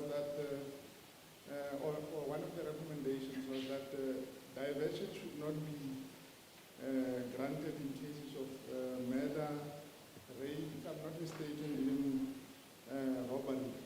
And that in the instance of a second diversion, I'm not sure whether that is the precise term that was used, such diversion should only be granted in exceptional circumstances. Now, in my view, once you start using terms such as exceptional circumstances, it opens you up to issues of discrimination, whether it be classist, whether it be racial or otherwise, because there is a lot of discretion that is left out to the prosecutor to exercise. In my view, it should rather be encoded somewhere that for somebody who has been considered for diversion before, these are the instances that they can be granted diversion on again. And on the issue of mediation, it was also mentioned that in the case of murder, rape, and robbery, mediation should not be considered. Now, if you look at Section 270 of the Criminal Procedure Act, I'm digressing a little bit, but it talks to competent verdicts. Now, competent verdicts to murder would be culpable homicide, assault GPH, assault, and so on. Now, my point here is the following. If you now say that in cases of, let's just concentrate on murder. If you now say, remember prosecutors when they go to court, whether the facts suggest that there might be, the accused might subsequently be convicted of culpable homicide or even of assault, but they are trained to draw up their charge sheet in such a manner that it will read murder, so that if they arrive at assault or culpable homicide and so forth, then it's still okay. Now, if we now close it up and say mediation can only say in the case of murder, it should not apply at all. For me, that creates a little bit of a dilemma. I think in this instance there should be a little bit of discretion. Even if the prosecutor receives a docket which says murder, they should be able to peruse the docket and arrive at a decision which is much more lenient and much more amicable. Thank you. I do get your point, but is competent verdict not a function of a laborious process that is even cumbersome itself? So, but on the face of what the prosecutors will have received from an investigation officer. But I do take your point. So the issue of exceptional circumstances, maybe then from the people who will deal with this when they draft, the question of objective criteria or summarizing to an extent the nature of the circumstances. But it's open then here for the panel members to come back and deal with it. Thank you very much, Dr. Mkwen. The gentleman there on the left. Thank you, Chair. I think I must start off by saying that ADR was part of our law before the introduction of the Roman Dutch law. That would be my point of departure. So when you say our law, you mean customary law? Indigenous law. Okay. Yes. So by the way, there's a difference between indigenous law and customary law. Well, I don't know what the difference is. Oh, okay, okay. Yes. Okay. Because customary law would be a subset of the indigenous law, I would imagine. Okay. But that is not my area of strength anyway. So what I'm taking issue with here is that from the presentation by the judge, it appears that ADR, whether you call it appropriate or alternative, is still treated as an outlier in the criminal justice system and not as an integral part of the criminal justice system. And when I was preparing for this conference, I came across something that spoke to the stats that they do not tally on enrolled cases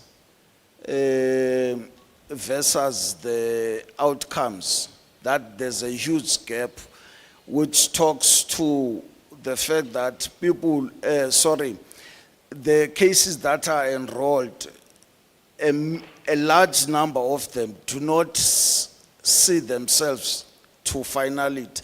And the easy question to that is that this ADR, people who have instituted criminal cases against others, they take it upon themselves to resolve this dispute.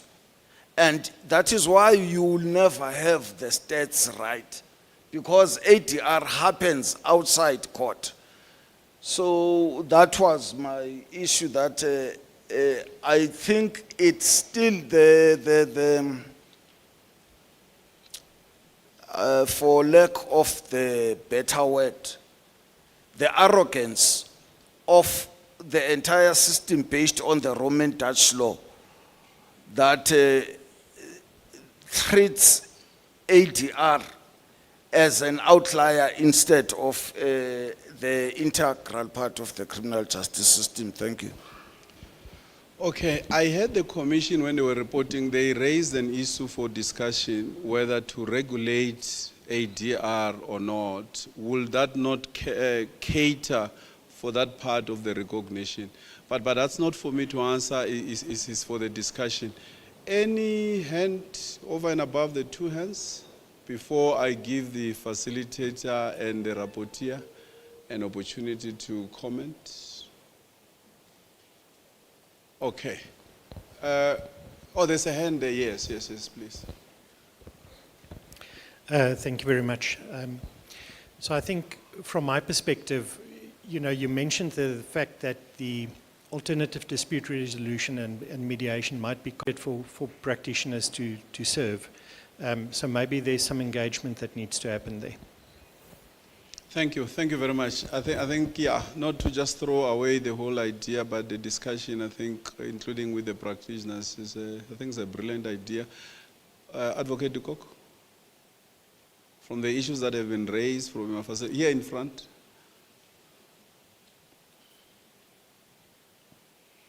And that issue of cost that was raised here, I don't know whether that was looked at. I think that perhaps the rapporteur can deal with the issue of the cost. I just want to comment on the question that ADRM then is not part and parcel of the system. I think the proposal is that that's exactly what we want. It must be part and part of the system, and particularly if you're going to introduce legislation and regulations around it, it will then become holistic and it will deal with all of society. So I think that's the balance we want to strike in terms of finding solutions going forward. Then on the question of the role of the judiciary, that came up and it was reflected by the rapporteur as well. We need to find a way that doesn't then overburden the system as well, because it doesn't make sense to mediate a matter and then go back to court and then go and explain the whole mediation to the court, and then the court says, no, I'm not happy, throw it out. But there was a concern raised about how do you ensure that there's quality, that it's done properly, etc. So there should be some discussion around that as well, in terms of how the court then itself, or how recording of the mediation takes place. But ultimately, you want it to be a finalized matter that went through the criminal process. So that is going to be important in the justice system records, that a case was finalized by way of mediation. Currently, a case is finalized by withdrawal. That's what the system says. But the prosecutors have mediated. So I think that is how we should just introduce it and make sure that it's finalized in the court system as well. But perhaps the rapporteur can Before the rapporteur comes, there was a mention of two jurisdictions, the US and the UK, and it was said that the preference is for the UK system. Can someone briefly speak about it? How does it operate? Yes, so that was yesterday in the presentations. There were examples given of the US system and the UK system. But in our commission, we didn't have sufficient time to really discuss and ventilate on all of the issues. That was one agency that made that proposal. So I think that is a proposal. It's not a recommendation of the Commission per se. that we should follow a UK model. But it's just something that should be taken into account. So did we send people to London to go and study it? No, I think they just looked at the legislation and they were just... If it was those days when we still used to have a budget, I was going to send people next week on a delegation to London to go and learn the ADR in the UK. Okay, Judge? Thank you, DG. Just on the last point, there was a presentation yesterday by, I think it was Miss Ashton, if I have the name correctly, that spoke to the deferred prosecution agreements and the non-prosecution agreements. And she mentioned the stats between the two jurisdictions and the disparity, or the prima facie disparity, until one maybe interrogates it. But the representative of SARS in our group raised that it should be preferential to use the UK model because of the judicial oversight. But that's for the Commission to deal with. To the person from the legal practice, you would have heard me summarizing and saying a whole of society approach. And the last time I've checked, legal practitioners are part of society. So I didn't forget about that. I'm sorry that I might have offended you by not mentioning the legal practice or the legal practitioners. Insofar as the costs are concerned, the point is just made that attempts should be made that this does not come at an extra cost to the litigant. The example used, and I was the person that used it, to explain the concept. DG, you will recall that we amended the Uniform Rules of Court. Rule 41 capital A for civil procedure. The chairperson of the Board of Sheriffs is here, or was here the other day. They're now charging, over and above serving the summons, they're charging the poor litigants for serving the Rule 41 notice. The judges in the room will know. How many of the matters get mediated? The answer is always no, except for the litigants with deep pockets. The poor litigants cannot use it because, quite frankly, it has become an industry. And it's profiteering on the back of poor litigants, and in the criminal context, we are serving communities that does not always have deep pockets. Pastor, I hear your plea. If you know me, I chaired the biggest NGO in the country for many years. And I know the strain on NPOs and NGOs when it comes to that type of work. I'm not saying no pay. That's why I raised it, just to say it shouldn't ideally come at an extra cost. But that's not for the CPA to prescribe. Ultimately, those will be policy decisions to be made by the policymakers.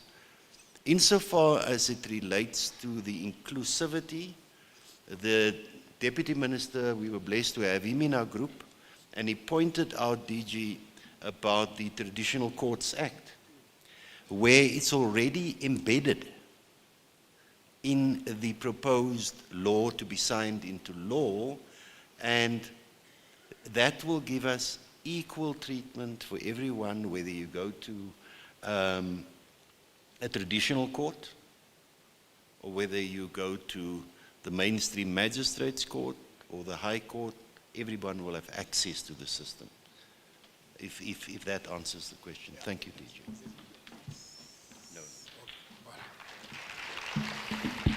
Thank you. Thank you very much, Judge. Let's take commission number 2, pre-trial processes. Bobida Dikotla. Rapporteur for commission number 2. So the judge used about 8 minutes and 8.5 minutes. But you still have the 10 minutes.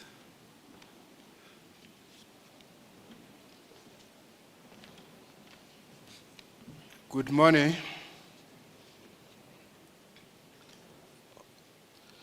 The minutes of our sittings are in the following. The views of the delegates are of the opinion that Section 49, Section 40 are among other sections that need to be revamped in the following. That the use of force will need to be limited. However, other delegates are of the view that it should remain as it is and be safeguarded. And whereas there's also a view, as it was also alluded yesterday, that in some other instances, what is gathered here is the issue of the interpretation and the application of the particular section. Like, for instance, when you make reference to Section 49, which was at issue in, I think, is it on the case of use of force as such, that when you use force, it's in the discretion or of the particular officer to use that particular force. And that must be reasonable. In other ways, it must be based on objective facts at the disposal of the particular officer at that time.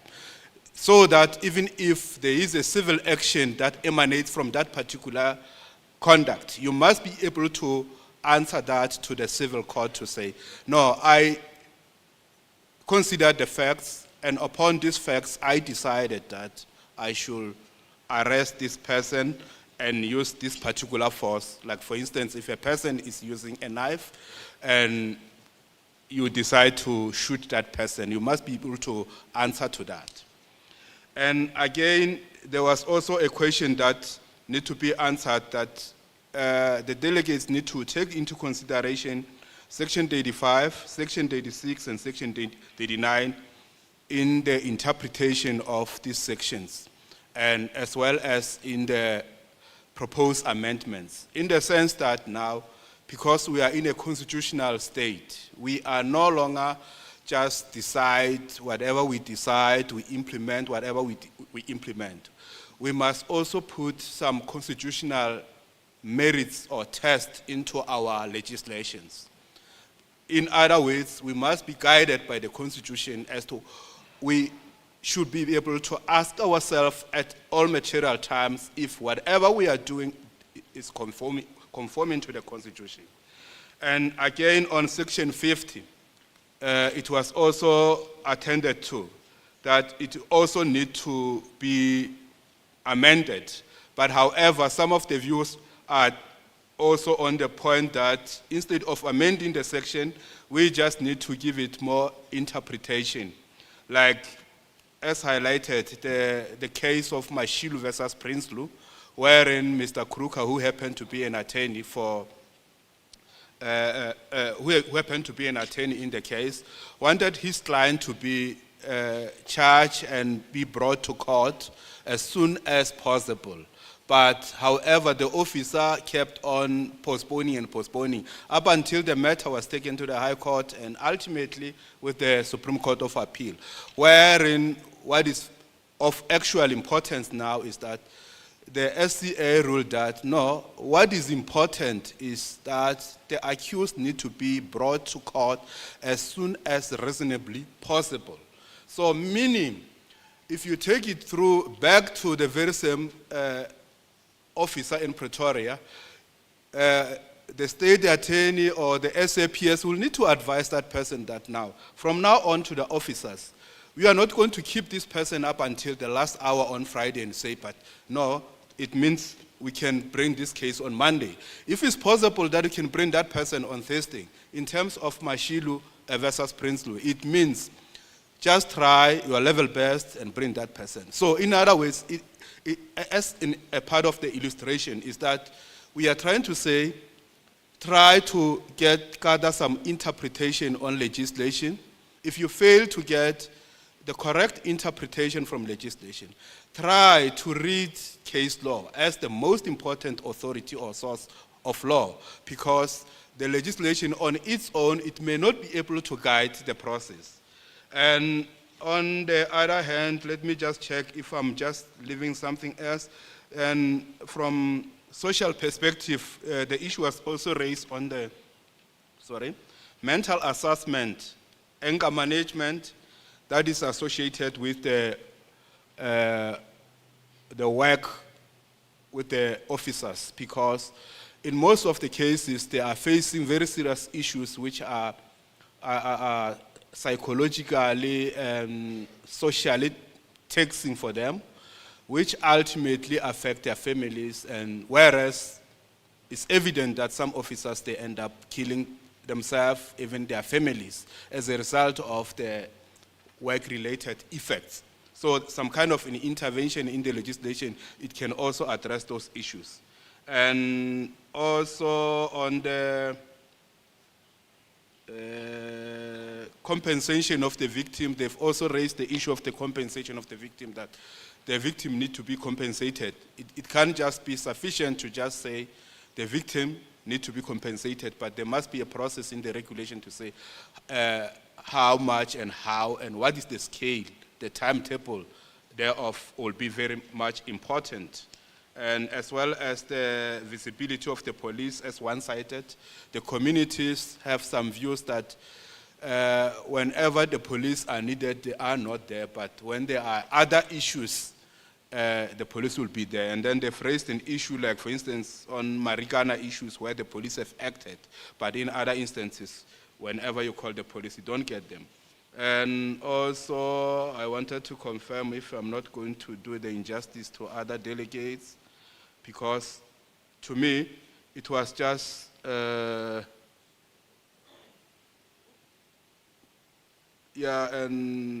safeguard.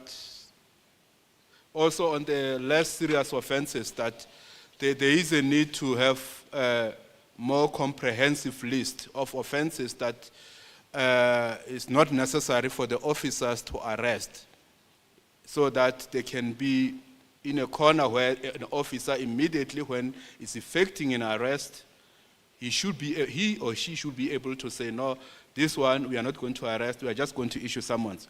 Apparently, and so far, that is the position, but it needs to be more refined, and then all in all, that is a summary of what our delegates submitted. I thank you.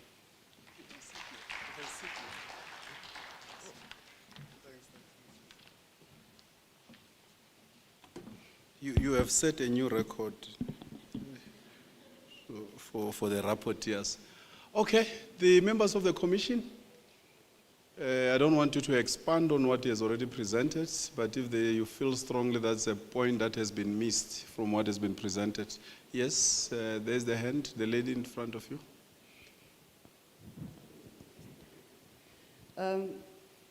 I think, yes, I was the facilitator. I just want to mention a few things that was omitted.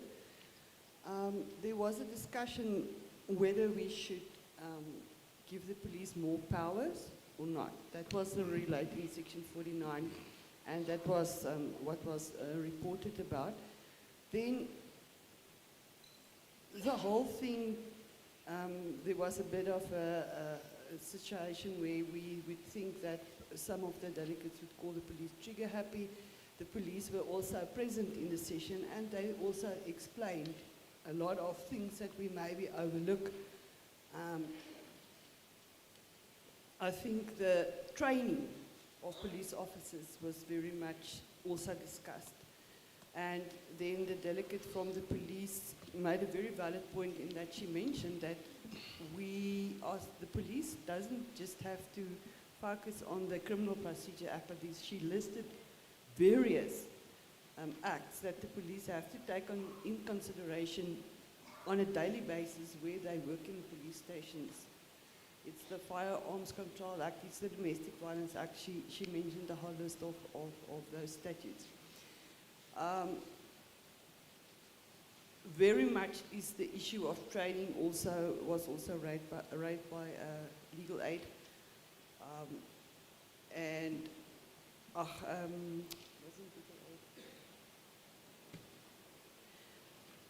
There was also the issue of lists where we look at scheduled crimes and arrests specifically. Very good suggestion was made that instead of arresting the written notices, there should be very clear lists and indications as to, for these type of crimes, you do a written notice. What types of crimes do you arrest?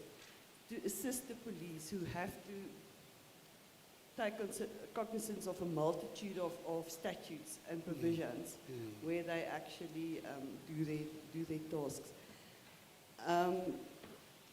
Then, yeah, I think that is what I can remember. Some of the other delegates can just add. Thank you. Thank you. Thank you very much. That was a profound addition, particularly the scheduling and the identification of crimes that may warrant immediate arrest. Any other addition? Okay, no further. Oh, okay, the gentleman there. Thanks. Yeah, I was also in that commission. And the other issue that we discussed, the input that was also very great, was that when we go through the amendments, we must also take into consideration court decisions so that we don't just hit in the bush. We also refer to them in terms of how our courts pronounce on certain aspects so that we can also include those comments into legislation. Thanks. Okay, court decisions. Yeah, I think this is one difficult area that when a policeman is facing a real situation, must immediately remember the Concord decision on how Section 49 must be applied in a twinkling of an eye, and facing a criminal and start processing that, by the way, what does the court say? I must take 3 steps to the left, give a warning, and okay. And the criminal is not bound by jurisprudence. Okay, any further addition?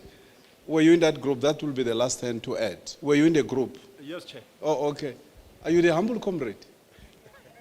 The way you were raising the hand, there was no sense of humility I could see there. No, I'm humble 365 days a year, sir. Okay, okay, proceed. No, Chair, there was also an input with regard to, I'm not sure if you are aware of the program that is being televised each and every Sunday. It's more or less the same as Sizoktola, but the name of the program is Most Wanted. Those people, I can guarantee you, they can easily arrest a suspect whom South African Police Service, you might find that they have been looking for such a person for a period of more than 5-10 years. Last week Sunday, they arrested a suspect who had previously raped his own children, and he was roaming around the streets in KZN. So there was input that maybe sometimes when South African Police Service Department is struggling to arrest the suspects, whereby there's, there will always be people who are tipping the suspects that no, there is a visibility of police vehicle here looking for you, so you better run away or hide somewhere. That is why sometimes it takes more than 5 years looking for one person without effective arrest. So we made an input that maybe SAPS must have a link with this program that is called Most Wanted, wherein which they are struggling to arrest some suspects. Because remember, these people, they come as syndicates, as private. You will not be aware that they are in your area. That is why they are capable of always making arrests. Most of the Sundays, before the end of the program, they are able to arrest a suspect who had been looking for, whom SAPS has been looking for a number of years. So I think there must be a cooperation between the two. That was the other input that was made to this particular session. I guess that fits into the general role of community policing forum than legislating it. Okay. All right. Patrick, you were in the group as well? Further addition? I think just to clarify, DG, the input that we made from a legal aid perspective is, the number of arrests has been stubbornly high. And when we looked at it, even Gareth Newman, but even when we did research in terms of business against crime with the CJS review for Tswane, it showed that with our arrests, within 3 months, about 80% of the accused processed through the system, either charges withdrawn or they get bail. And so the concern is We're sitting with DCS with large numbers, in and out, and we're clogging our system as well. So the issue was, when we draft the legislation, let's understand who we targeted at. And let's understand that in terms of arrest and Section 56, when you look at it, and I was thinking, why does it stay so stubbornly high? You know, you've got police officers, you've got new police officers coming in, we've got 10,000 coming, they go through substantial training, but I think the SAP said to us, you must understand all the pieces of legislation we must know, and they must know to be able to do it. Now you come to interpret Section 56, and it says, fine less than 5,000 rand. Now police officers will think, is this an offense? Is it only a fine that can give it? Is there a prison sentence? And therefore, for them to be able to know, we need to make it clearer and understand, you know, that from a police decision making, which can, which can't, and hopefully with that clarity, we can improve and reduce the numbers of arrests and increase the numbers of Section 56 notices with that kind of clarity. So whenever we're drafting it, I think we need to understand who we're drafting it for, and therefore that it's understandable. You know, we're not all lawyers to be able to sit and interpret, and even from my side. There's so many laws in this country, I can't say I know all of them. And therefore, we need to see how we simplify it and just make it clearer for application and practical application. And I think that was the issue, and to try and address then this issue of arrests, because it impacts on people. You know, staying there for 3 months, if you're employed, you lose your employment. Your children, your family, all that get impacted, and then you're out within 3 months. And that's not right, and that clogs our system. So I think we just got to get that certainty and clarity also in our drafting. Thanks. Thank you very much, Patrick, for bringing this point. And colleagues, I just want to say to us here, we have a historic opportunity, a real historic opportunity. From 1977 to now, I think anyone who was born in 1977, they will be how old now, 47 or 48? 47. We have a real opportunity. And if we are not dealing with this problem, we won't get another opportunity. Now, the problem we have in the criminal justice and security cluster is, my brother was here, the National Commissioner. We have overcrowding in our correctional facilities. 105 beds, 153 or 54,000, 105,000 beds, 153 or 5 inmates. Almost 40% is remand detainees. They have not been convicted. Their trials have not been finalized. We are not spending 300, we are spending almost 500 per individual that we are keeping per day, 500 rand per day on everyone that we are keeping in our facilities. Now, during COVID, we're trying to take people out, we're trying to go and understand the people that are there. There's this issue as well of beyond the 1,000, you take it up because of inflation to 5,000. People have been granted bail, but they sit for more than a year, failing to raise a bail of 5,000 rand. And I've always argued that the fact that a presiding officer has said this person qualifies for bail, then the issue is how much? Less than 5,000. Then the person is sitting there, we are spending 500 rand per day. Now, here is the issue. 1998, we did the Correctional Services Act, moved away from prisons to correctional facilities. So the people that are in correctional facilities are supposed to be there for rehabilitation. But we are sitting with people for more than 2 years in remand detention. So part of what we should be dealing with is what delays these trials. Can we still have a rule of law when trials drag for 3 to 5 years and a person is sitting in a facility? It can't be rehabilitated because the rehabilitation officers can only rehabilitate a person that is convicted of a particular crime, not for a person who is being tried of a particular crime. So my view really is, now our training, South African police, I will imagine that a big part of it goes into the job of a policeman is to arrest. That's why the police officers, even my brother, National Commissioner here, will say we rounded about 400 and something thousand. Then they got released. I will imagine that the APP targets for the SAPS as well must talk about the numbers of people that you have arrested. But what is the purpose of an arrest? What is the ultimate objective? Is arrest a punishment? So I think this is what we must discuss, because we can't leave it to jurisprudence. The police have to do their job. When they wake up, go to the charge office, go to visible policing. They don't think much about jurisprudence. And in fact, I know I have a lot of police friends. And they tell you sometimes that, we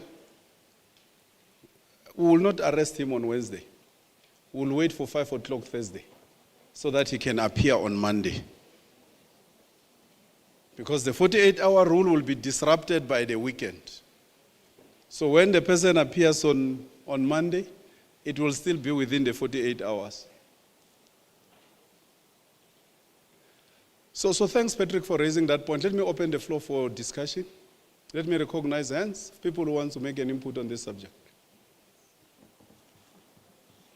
Regional Court President, Judge, and the gentleman there. So there's a light coming straight directly to me from there, so I will not be able to see who you are, but I've seen your hand now. Any other hand? There's a hand there, the lady behind the cameraman. Any other hand?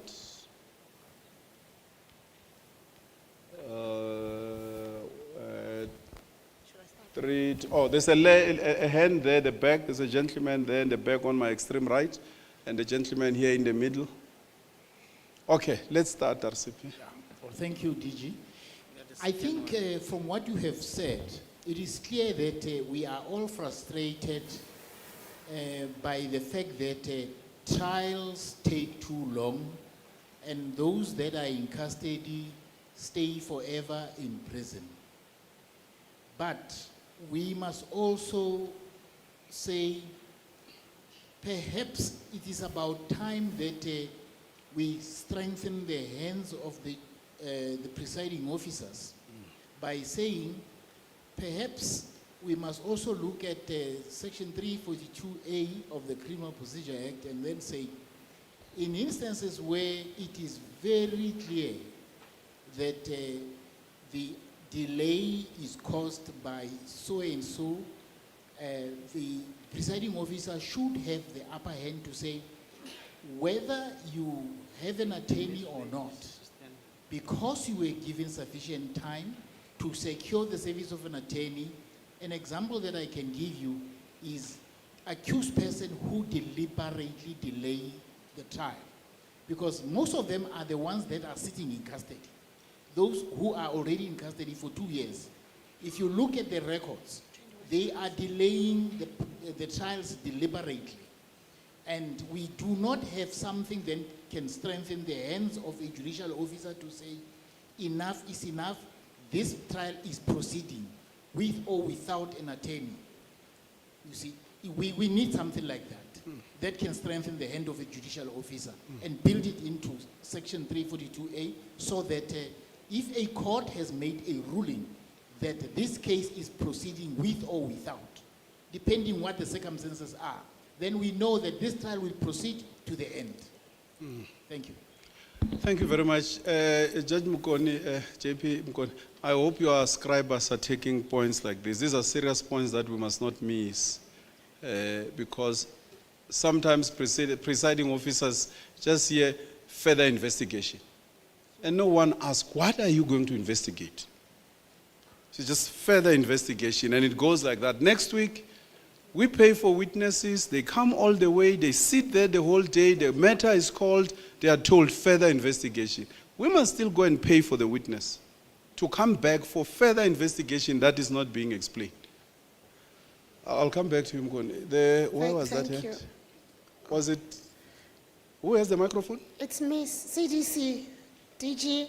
The problem is that now you are speaking seated. Oh, where? On my, okay, proceed, it's please. CDC. Yes, please, CDC Ramulif.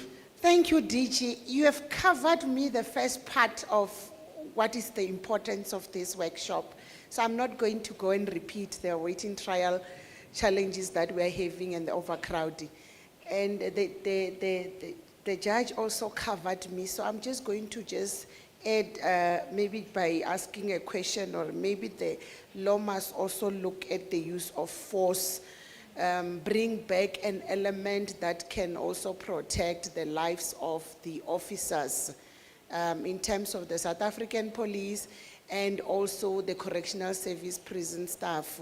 The use of force, the rights are actually limited. That's why there is an over increase of police being exposed to death. And when they have to be appearing before the court to present that reasons why they had to shoot somebody saving their own life, they are now becoming the ones that get inside the prison. So I just wanted to find a way to say, is there a way that after the review, can you give rights on the regulation of amending also the subs to be allowed to use the use of force? On the side of the correctional services, the torture issue, which is very critical in terms of the UN, the Nelson Mandela rules. And there's so much limitation, and we all know that in prison, my rank, if you kill me, you get a very highest rank in terms of an offender or an inmate in prison.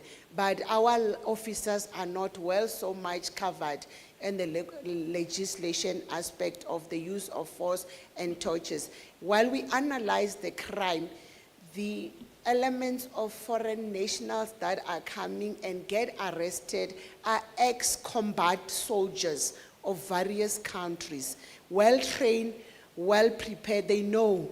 And when they kill our officers, it's something else because there's a gap there. I just wanted to raise that.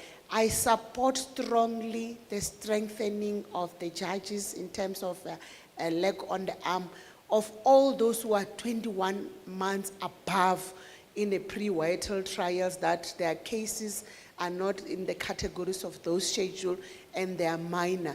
That at least if you can also address the issues of investigating officers of SAPS, who are actually the creator of this thing of saying cases remanded pending investigation or DNA. If that gap can be closed, I think the arm of the mighty, the judge, will be able to make the cases to move. But it might need administrative protocols to manage that, not the review part. Thank you. Thank you very much, CDC. Judges, I'll give you to close. Yes, the lady behind the camera. Good morning.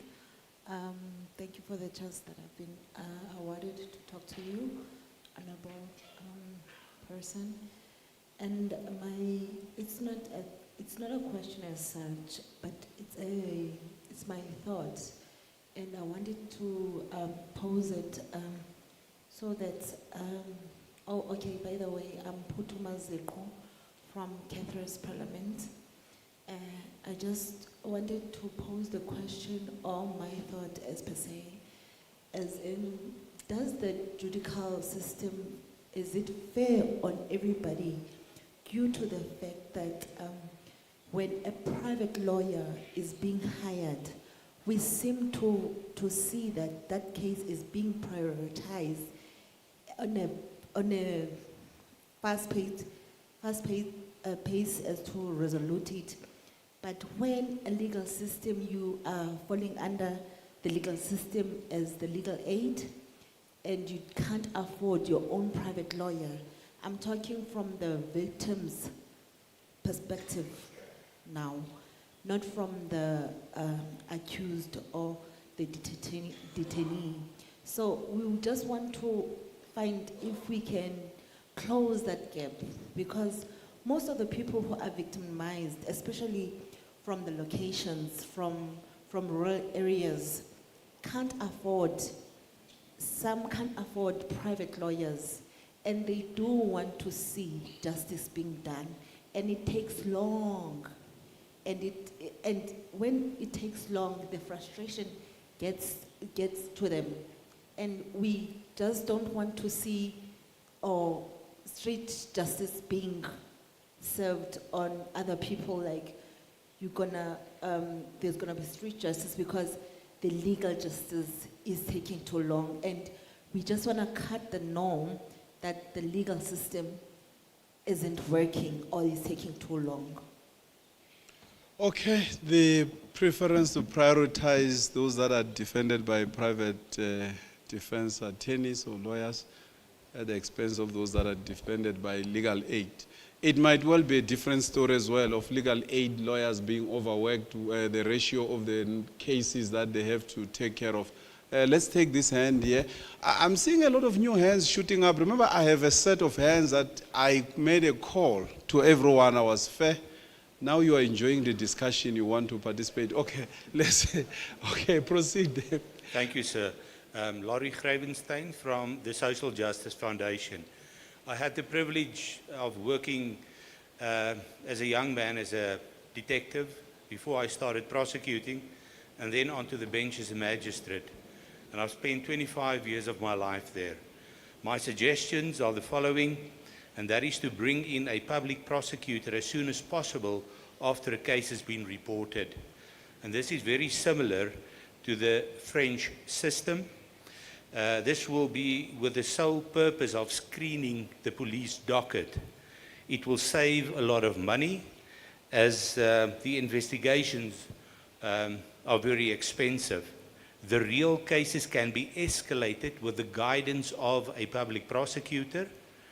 Other cases can be declined at an early stage before the investigation has gone all the way, and appropriate cases can be channeled towards ADR if it's relevant. Thank you. Thank you very much. I think that's profound, and I think that that's very, very critical. The relationship between the investigating officers and the prosecutors.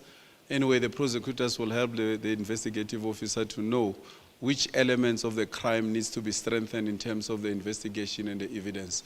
The gentleman there, please shoot. Thank you, Chair. The Criminal Procedure Act was used by apartheid government to target journalists and media in general by forcing them to reveal their sources. And we know that in the journalism fraternity, protection of sources is key to what journalists do.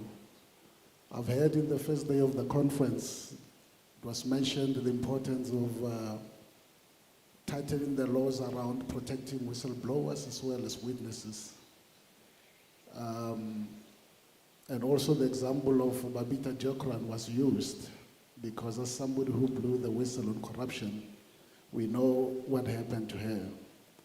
So as you review the Criminal Procedure Act and focusing on the protection of whistleblowers as well as the witnesses, can you also consider reviewing these laws that force media practitioners to reveal their sources? Because there's precedent said where journalists have to be sent to prison for almost 2 years for refusing to disclose their sources. Thank you. Okay, the protection of lawyers from... can lawyers be forced to disclose journalists? Yeah, but not lawyers. The privilege still remains, isn't it? Oh, okay. I think that was the last hand, but I'll bend a little bit and take you, please, less than a minute, 1 point, please, because you are not on the first pack of my list. Chair, thank you very much. My name is G.T. Wamaliti. Based on what you also indicate at the correctional services, I just want to check if since we changed from the prison to correctional service, there's any mechanism that are using to monitor that system. Because we may get ourselves changing from one side to another one, but not coming with a turnaround strategy. In line to check another countries, how did they manage to reduce? Because the figures and other things that you are doing is really causing our state. Therefore, my appeal is that we should also check the issues of the diversion and other programs regarding the issue of the correctional. Are the the right one, or are they working for this country? Or we should come up again with another game change? Thank you very much. Thank you very much. The comparison, comparative studies of the other system. AGP Shangulela, here in front.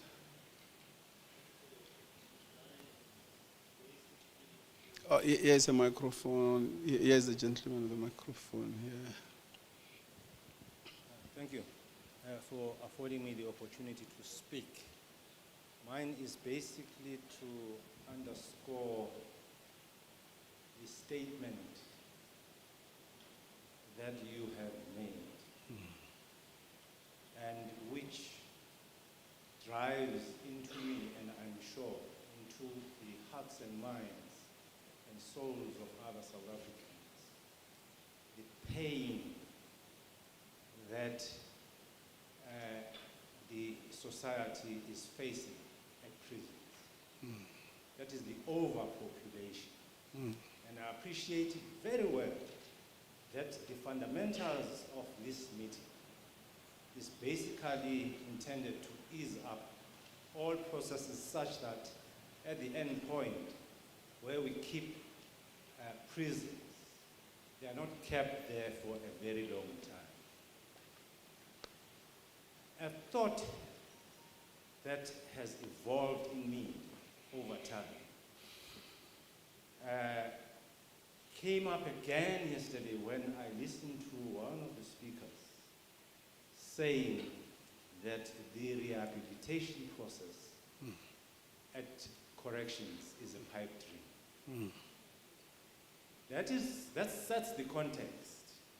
The spirit in which this point was made was so hard,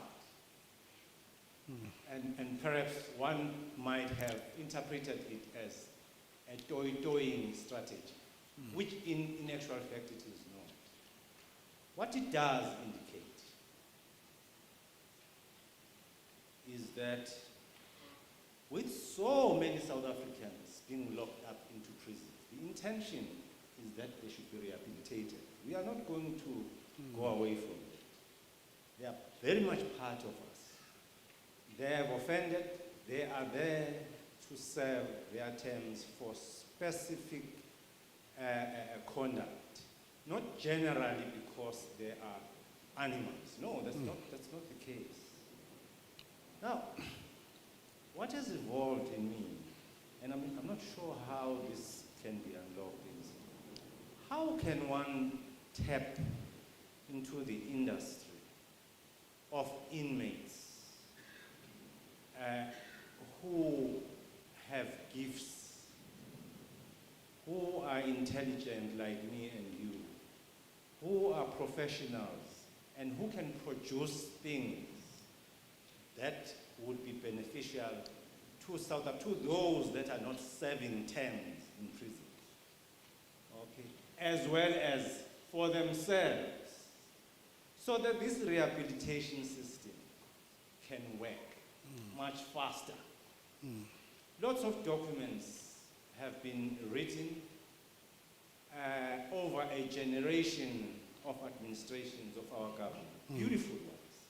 But the unfortunate part of it is that these documents have not been able to find expression. It's because of the difficulties. Starting off with our distressed economy. If our economy is distressed, now why is it that an exploration cannot be made in order for us to get the inmates who are serving very long terms of imprisonment, getting them to be productive so that they can help themselves without them waiting post-incarceration to be hired, that is at the factory of Mr. So-and-so. And how basically this ties up to the stigma that they have. Now, if they can help themselves, why is it that we can't find ways of allowing them to help themselves? Because it's definite that they will come out of prisons with stigma, and which means that they will be condemned for life. Thank you very much. Thank you very much, JP. In fact, yesterday, Miles Budu, I don't know whether he's here, is a famous and a very known and highly celebrated former inmate. He goes around with his chain on his neck. So I wanted to tell him during the lunch there that, you know what, we must find a way of taking this chain away from you, but we can't take it away. We first need to take it intellectually. Then it will be easy to drop it physically. Where's Miles Budu? He's not here. But what Miles said to me, he says there was a meeting in 2015, there was a meeting in 2022, then he said you had a conference on the 25th anniversary. So he showed me the outcomes. And he said my proposal for this conference is that go and implement these outcomes of these 3 meetings. Exactly the point you are making. We do have good documents, even the whole conceptualization of a correctional facility. But the reality of the economy and getting the resources to implement that becomes something else. Former JP Likhodi.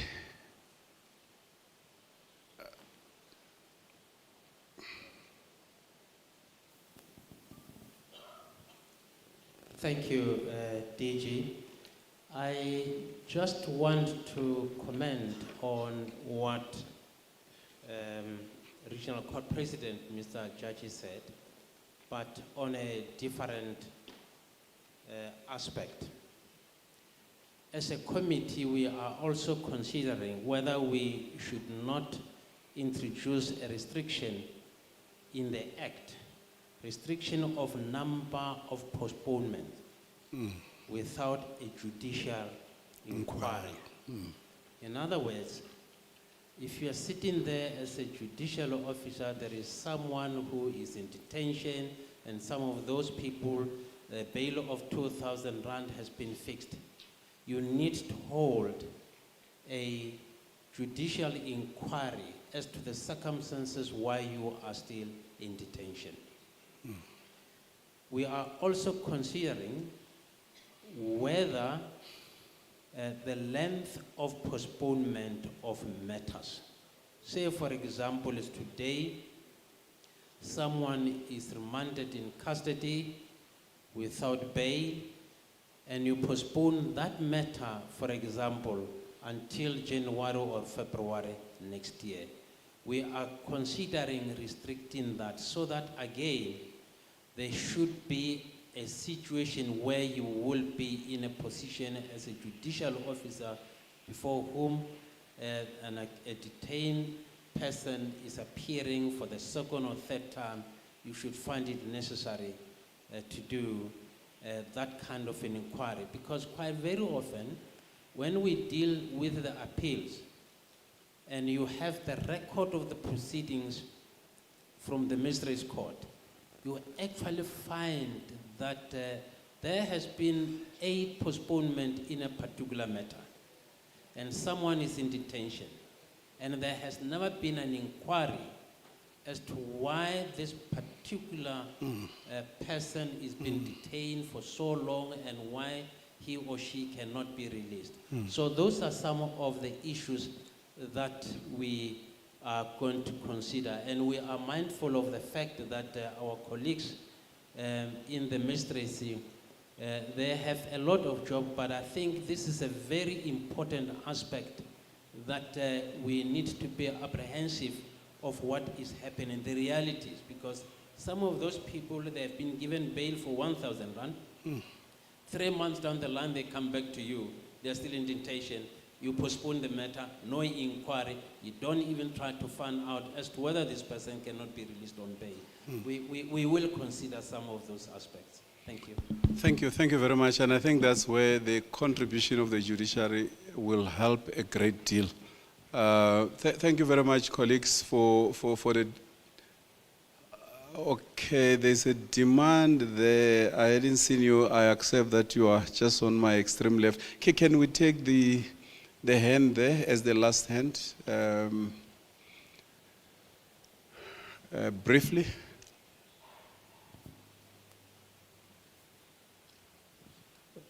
Thank you. I just want to add on to what JP Likhodi said. Maybe we should look at section 49G as well. I think that connects to section 49G. the courts are generally not sure what their role is when an offender, when a waiting child offender, a waiting child person appears before them in terms of Section 14(9)G of the Correctional Services Act. And I think that should also perhaps be made clear, and maybe that should be incorporated into what JP Lagodi said regarding the inquiry. Thank you. Thank you very much. Section 49G of the Correctional Services Act. And I think there are some section as well in the Criminal Procedure Act that talks about the role of the head of a facility in consultation with the NPA and so on and so forth. I would be happy, not for me, but for any future Director General of the Department of Justice, that if a DG of Justice can be given the powers to go and say, this person had been remanded for too long, I'm releasing them, they will come to court from outside to have such a section. Okay, all right, let's take the next Commission 3. Advocate CHC Sibele Mecha, if you could come and present Commission 3, that's bail. I had a discussion with the Brits about 2 or 3 years ago about bail, so I was accusing them that they have left us with this colonial, please, my brother, can you be quick? We are rushing after time now. That the bail system that we are using was left here by them. And they told me how far they have moved away from the system that we have. That if you are granted bail of 1,000 and you may not have the cash, but you have an RDP house, your RDP house can be bonded in order for you to go on bail. That's what the Brits told me, that it's not about the cash that you pay for them. But here we still make a big fuss about that. Let me hear Sibele Mecha and his commission. Maybe they are resolving that problem. Thank you, DG. And is it still morning? Good morning. I'll start off with what DG was indicating, that the emphasis was made that bail should not be looked at only in the monetary form, because there could be other conditions that we could attach. When we look at a determination of a bail, there should also be guidelines that could be looked at in terms of the setting of bail. And obviously, the judiciary looks at the affordability. But the moment a person is unable to pay bail, it's an indication that says this person can't afford bail. Therefore, we should not await that period to determine that a person can't afford bail. For example, there's an indication of about 21 months. A person is still incarcerated, but then the rights are infringed at that point. Then the focus was more on firstly identifying that bail is a secondary process. The first process is arrest. Shouldn't we clarify why are we arresting? And aren't there other means that we need to come up with to ensure that the SAPS does not necessarily arrest people in order to secure attendance? There are other forms like a warning, a notice, and there are some that you can use. So if we can clarify those processes and ensure that we don't have to deal with bail for those things that we could have avoided from the beginning, that should be the case. Then the focus was more on these other areas that I'm going to indicate, like Section 60(11)A, wherein there's an issue of exceptional circumstances that are not defined. So the section just provides that there should be exceptional circumstances, but then there's an indication that there's a case in State versus Dlamini that has clarified, the whole issue. But then agreeing that we need to encode what is exceptional circumstance so that the discretion that is there is guided. We might not deal with it in a way that says it's prescriptive more, because there was a caution that the moment you prescribe to the judiciary, you might find yourself, restraining, or like the example that was given was with minimum sentences, that there's a bit of a constraint there around the prescriptive nature. Then there is an issue around, I think I've touched slightly on the bail, which is mostly like under 1,000 rands. We find those categories of people who are unable to afford it. So we need to come up with means earlier on to ensure that we attend to those who can't afford. And another issue was bail after conviction, that there is a gap there in that the law doesn't clearly say what needs to happen while a person is being granted bail but is to lodge an appeal. Then there is an issue about lack of communication in the first instance with the JCPS to update them, because their docket becomes defunct at that point. But then they need to move on to other cases. The victims or the community wants to know what then has happened to the case, but then JCPS is out of the process.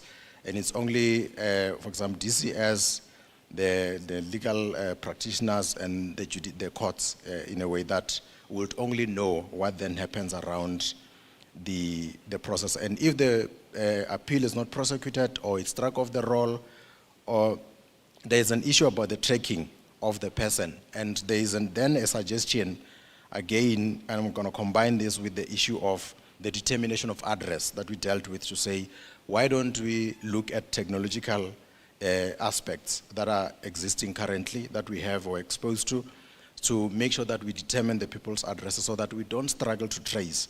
Then there's an indication of POPIA and RICA that could be used as well with the issue of confirming people's addresses.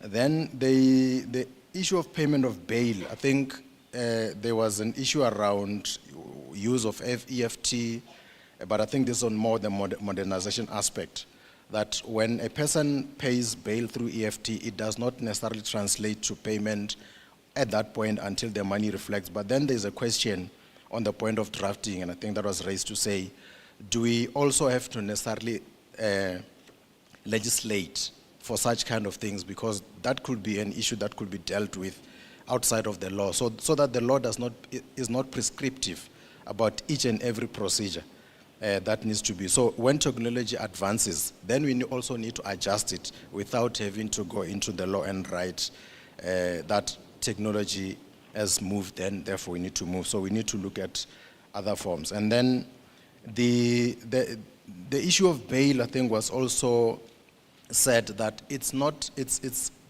a sui generis kind of a proceeding. It's not necessarily engraved into the Criminal Procedure Act as part of the criminal proceedings. So there is an issue about how long does that bail takes. So we need to also look at those aspects. And there's an issue that was not necessarily discussed, which I think we still need inputs on, regarding foreign nationals who also qualify to apply for bail, in terms of how then do we, or the Commission should look at dealing with those. But then the emphasis was also made with regard to, the rights that needs to be considered in this whole process of bail, which is the Section 12 of the Constitution, the right to freedom of the person, not to be arbitrarily arrested or detained, the right to access to courts in terms of Section 34, Section 35 as well, which was also dealt with, wherein we're looking at 35(1)(f) in terms of the right to be released if the interest of justice permits. Also Section 35(3)(h), the presumption of innocence, because in the society, necessarily people assume that once you are arrested, you are guilty, and that should also be balanced. And then the other issue, I think, the issue of the 48 hours, the maximization of the use of that period. And I think I talked to the issue of determination of address.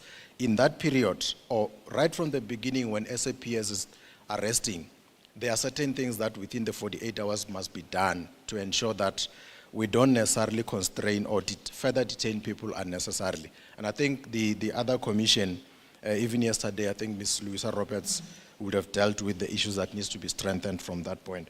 I think the other members of the commission will assist me if I would have summarized and excluded some of the issues that were dealt with. Thank you.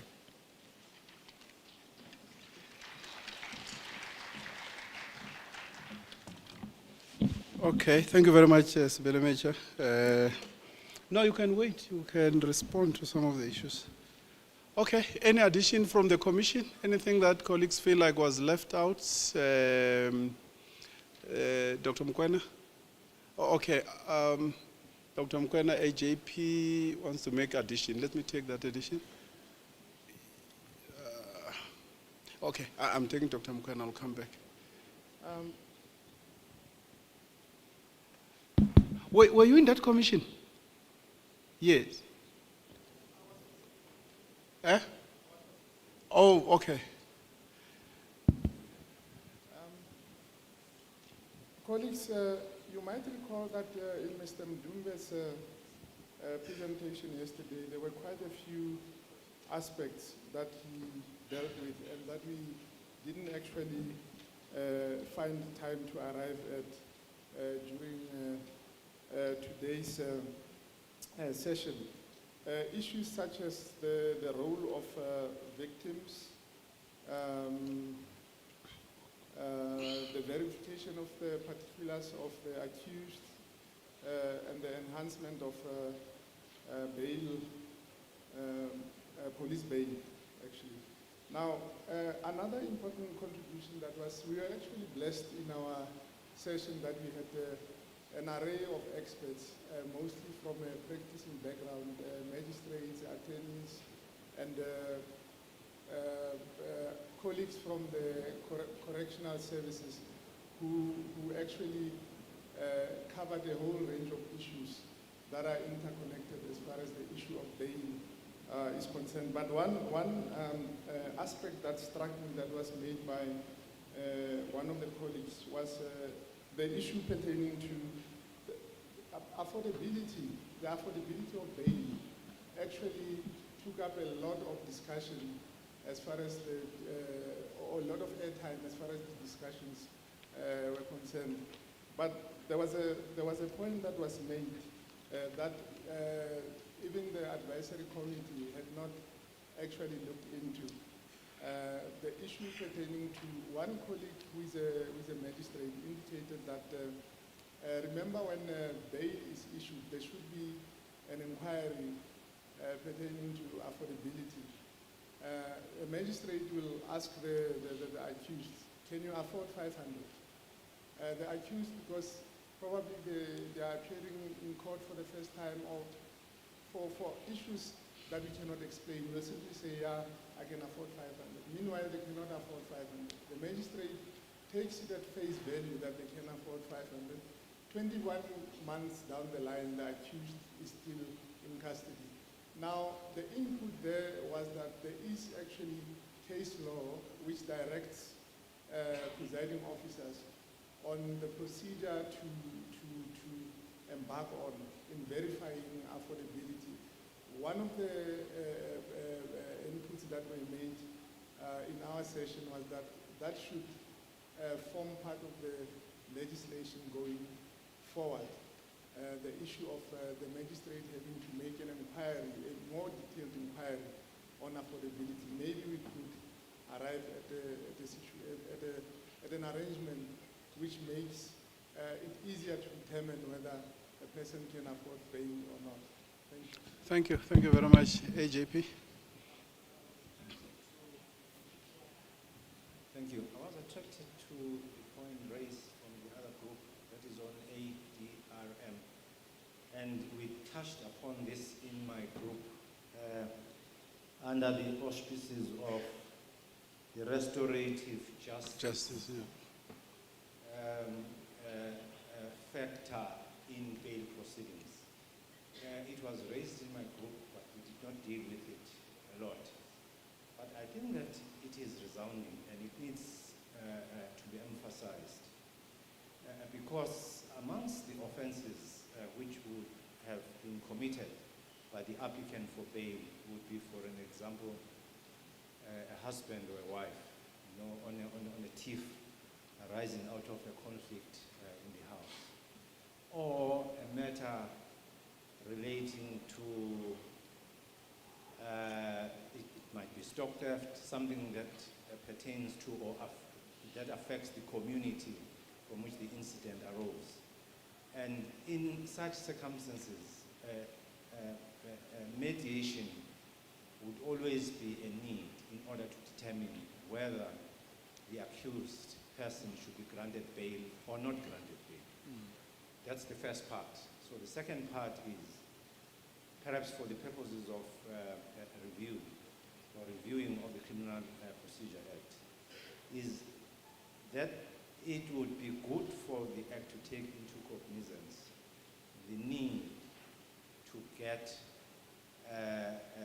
the community members, including the complainant, if that is provided for in specific terms, so that the bail, when it has been granted, there is no complaint that arises ex post facto from the very same community or from the family members, belonging to that situation where the offense arose. It's just that aspect. And in my understanding, I think this is important insofar as to ensure that the involvement of, or the application of restorative justice takes off, it may be from arrest and right up to parole. Thank you. Thank you very much. Okay, those are the, you wanted to add as well, you were in the same, you was in the same group. Okay, thank you. Thanks, DG. It's Pumlani Nyembe from Nyembe Attorneys. I just want to add and emphasize more on the issue of the RICA and the Popeye Act. We already serving summons on WhatsApp and emails. So those cell phones that people are having, they are RICA'd. They should be part and parcel of verification. We should not just verify a domicile. We should make sure that the cell phone that you're having, it's RICA'd so that it's easier. It even solves the issue of post-bail. When you have taken your matter for appeal and it falls off, then the SMS can go to your phone to say, unfortunately, it has failed, start serving your time. And even notify the SAPS that go look for that person. And we've got Business Against Crime. They can assist us, your Vodacoms, your MTNs, to trace that person and make sure that he's not a fugitive of justice. Thank you. Thank you very much. I think that will also go a very long way in resolving these matters. You know, these cold cases, these are people who were convicted, they are applying, they get an appeal bail, and later the appeal fails. They are estimated to be between 10 to 15,000. They are in our streets, but they are convicts. But there was that opening, this weak point, released because there's an appeal. Appeal gets finalized in Bloemfontein. There's no mechanism. Is it the police? Now they are out there, between 10 and 15,000 of them. So I think this is an area that, as well as I nearly said, as we democratize the Criminal Procedure Act, I don't know if we can democratize the Criminal Procedure Act, but as we review it and seek to make it to be modern, to respond to the challenge of crime that we are facing in this country, I think those are some of the loopholes that we need to close. May I open the floor for inputs, please? I hope it's not, can I just, it's fine, let me just check those that have not raised their hands before. Okay, Osish Palang. Is that Malema? No, it's not him. Yeah, the gentleman there in a white shirt. No, I was not meaning Julius. We have our own Malema, who is the head of justice, and the lady here.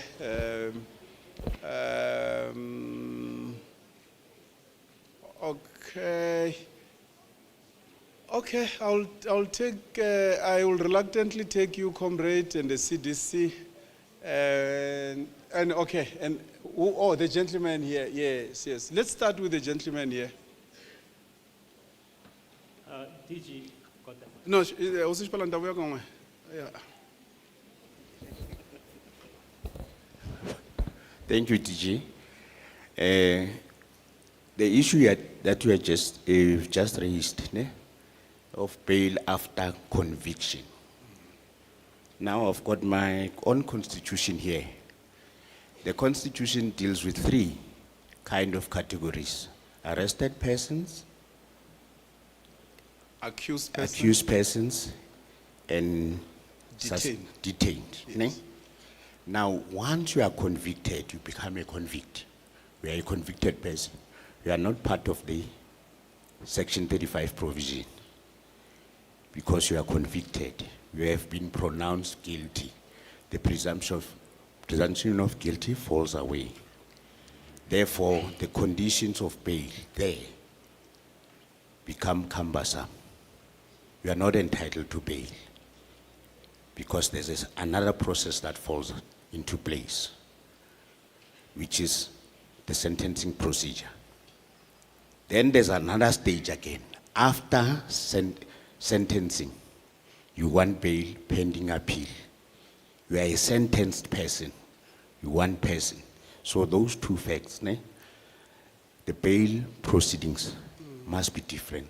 So the conditions there must be the accused there in there. You should include a position where the accused now, maybe you can bring an accused to put up bond, more security for him to attend to those situations. Thank you. Thank you very much. Okay, Spalan. Thank you, DG. Morning, my name is Bruce Shipalana, State Law Advisor in the Office of the Premier. DG, I believe we've missed an opportunity. I want to zoom in on the foreign nationals. It's good to look at other systems like the one you mentioned, the UK. But in South Africa, we have a unique problem. You know, in the UK, everyone is accounted for. We have a unique situation or unique problem in that we get informal settlements which mushroom overnight. I was hoping that the conference is going to come up with a solution dealing specifically with foreign nationals who are unaccounted for and undocumented when it comes to bail, because it's a problem that is not going away. In fact, that problem is growing. You go to hospitals, they talk about the same problem. You talk to the schools, they're experiencing the same problem. So we seem to be just sweeping the issue of foreign nationals under the carpet. And I think we really missed an opportunity here to come with a concrete solution, because one of the speakers did mention that, you know, when we're giving the stats of the people who are in prisons, we do not actually account to say how many of those are undocumented foreign nationals. Thank you. Thank you very much. CDC Ramulif. Thank you, DG. I won't take long. It's just very important. The last speaker touched on it, on foreign nationals. If the conference also can assist with the two judgments that just recently, the Home Affairs one, where the Moda B inmates now will be staying with us in our center because of they've been arrested for asylum seeking. Now the Lindeland cannot keep them. So there was a ruling before that was favoring the correctional service, and now there's a ruling that is favoring Home Affairs on the category of, can't we put conditions for them rather than keeping them not for crime inside the prison, the foreign nationals, while they are waiting for their asylum seeking. So I'm sure Criminal Procedure Act can also be covering that aspect. How do we deal with a correctional side and the Home Affairs side on the asylum seeking of the Home Affairs for foreign nationals? That is one aspect. The other aspect, if we can find from the Criminal Procedure Act, more powers to be given to you, The DG, Director General, yeah. the Director General now. Yes. On 62F, which the judiciary is not utilizing it so much on the issues of placing awaiting trials remandees under the supervision of either correctional service stroke subs as a condition of bail, that if you are monitoring that at that high level, it will assist, because it can open a bit of a space for us to breathe on overcrowding if you were given that powers. I just wanted to sponsor that. Thank you. I'm Thank part you of very the much. group. I see it loading. Ndadima Fojan. I'll come back to you, comrades. Let's take Tadema for Janet at the back. Thanks, DG. Perhaps the suggestion I'm making is related to how do we manage the situation of people who are released on bail pending their appeal. I take it that there is no need to basically amend the law or change the law around that position, but the presiding officer has the powers to release this person on bail on particular conditions.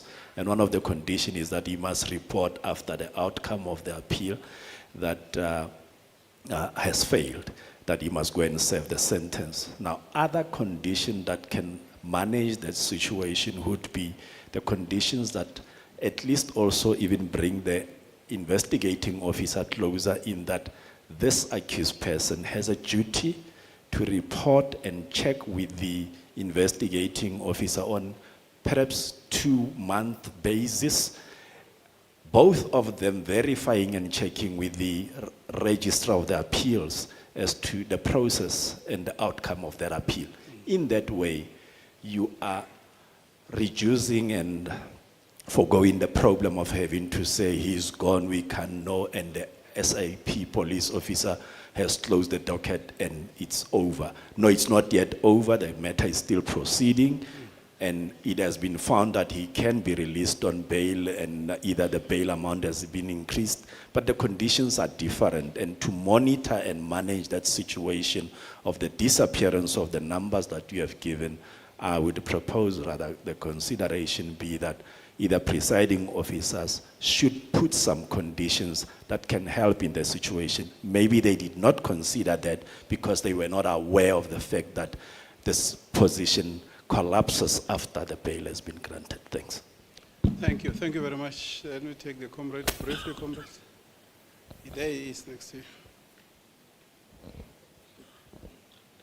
Thank you very much, Chair. Yeah, the inputs by fellow attendants of this conference are very informative. Now, I want to take us to Section 62B of the Criminal Procedure Act in terms of an accused being released on bail.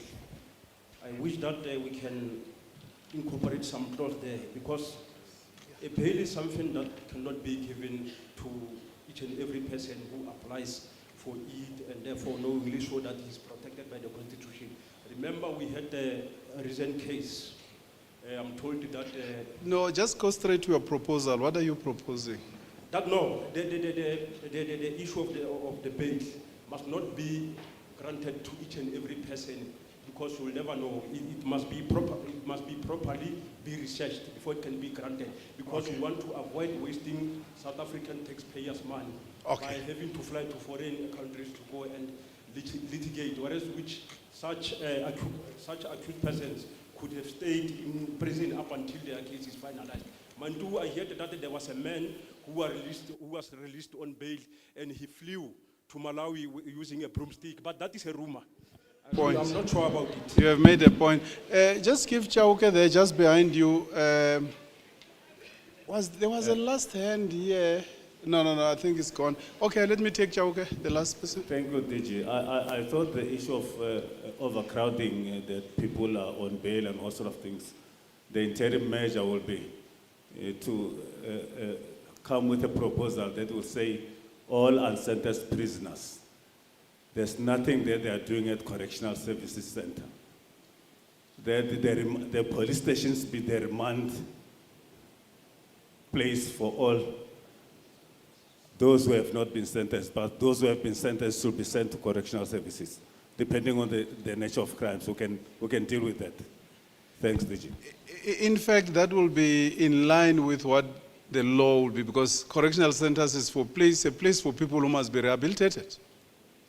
So the holding cells must hold people who are still supposed to go under trial. I see that hand there. Okay, let me take it as the last hand, please, and be brief, my brother. Thank you, DG. I'll be very brief. I just want to correct a certain position, which if remains unchallenged, then it could be taken as if it is correct. Section 35 does cater for sentenced prisoners. If you look at 35(2), subsection D, it says everyone who is detained, including every sentenced prisoner, has a right. D says to challenge the lawfulness of the detention in person before a court, and if the detention is unlawful, to be released, which then was cascaded to Section 321 of the Criminal Procedure Act, which then gives the presiding officer wide discretion. And it is also incorrect that there is a big lacuna, because then there are guidelines. If the conviction is suspect, it's one of them. And if, for instance, the leave to appeal has been granted by the SCA, all those considerations. And I've sent a case that I was involved from trial, bail pending appeal, and full court appeal in this month still, where then the sentence, the conviction and the sentence were set aside. I've sent it to Mr. Ndumbe. Thank you very much.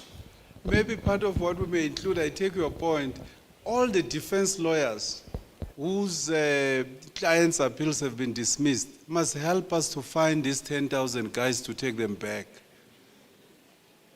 Maybe there must be a role for the defense lawyers to assist us to get these people back. Because they should have a duty as officers of the court to call and say, hey, Morena, the appeal has been dismissed. Okay, thank you very much. Any comment? You are covered. Okay, thank you very much, colleagues. We have come to the end of the reporting sessions, and I think we have done well. I know many of you have inputs. Let me give you the email address where you can send your papers. It's CPA, standing for Criminal Procedure Act, but abbreviated CPA Reform. Reform as in REFORM. CPA Reform at Justice. JUSTICE. CPA Reform at justice.gov.za. gov.za. So you can send any input you have on any section, be specific to the section, and not tell us the general problems you see in your communities of people roaming the street, but make a proposal. It will be taken into account. We have come this far. I would like to ask the Deputy Minister of the Department of Justice and Correction and Constitutional Development to give us a closing address, because we will not come back here for any other session. I will come back and do a proper vote of thanks once the closing address has been given. Deputy Minister. Thanks very much, DG and Program Director. I think that this conference has provided an ideal platform for information sharing and robust debates and discussions informed by various perspectives on issues pertaining to the integrated criminal justice system and on the findings and proposals on the review of the Criminal Procedure Act. I want to once again thank everyone for their extremely valuable inputs and their participation in the discussions and for making this conference a success. I would argue that flowing from the discussions and debates, certain issues have crystallized, and these are the key aspects which we would need to focus on as we move forward with this process. Firstly, what came through strongly is the importance of victims' rights and the need for victims' support. I've also noted the discussions from yesterday afternoon in respect of the Victims' Charter and the issue of a separate standalone piece of legislation for victims. Issues were yet raised over the last few days regarding the services given to inmates in correctional facilities, which are essentially services that human beings in the custody of the state should get, as well as the opportunities to rehabilitate them versus the services given to victims of crime. It should, however, not be an either-or, either this group gets or that group gets, but I believe the focus should be on more rights to the victims. Another aspect that came up is that of an integrated system, and the fact that something may well seem integrated on paper, but not necessarily so integrated in practice. In other words, we should guard against working in silos. If the criminal justice system is to be effective, the seamless and practical integration of all role players and stakeholders is vital. We often speak of the criminal justice system as a chain, and what this conference has again highlighted is the fact that if there's one single link of the chain which is missing or weak, it has a negative impact on the entire system. Equally important is the need to ensure that all role players and stakeholders are included and consulted when proposals or recommendations are made. I was particularly struck once again by the fact that a good criminal justice system is not enough to solve crime. We need a whole of society approach.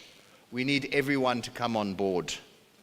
This is also something that the report on the expert panel on the July 2021 Civil Unrest highlights when it speaks of the need for innovative thinking, for collaborative and consultative functioning of the criminal justice system, and for state and or private partnerships with civil society, the business sector, private institutions, and communities. I was also struck by the example Gareth Newman gave of the strategy that was followed in Gauteng in 2009, which focused on robberies, and how successful that strategy was. This shows us that we do not need to reinvent the wheel. We also do not always have to look at other countries or other jurisdictions for answers. Sometimes the answer's right here, and someone in the country has been doing it.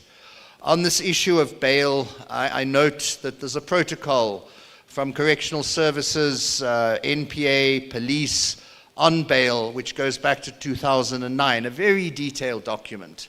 That document needs to be relooked at to see where it can be improved, not forgotten and redrafted without any knowledge of it. There's also one on maximum incarceration while awaiting trial.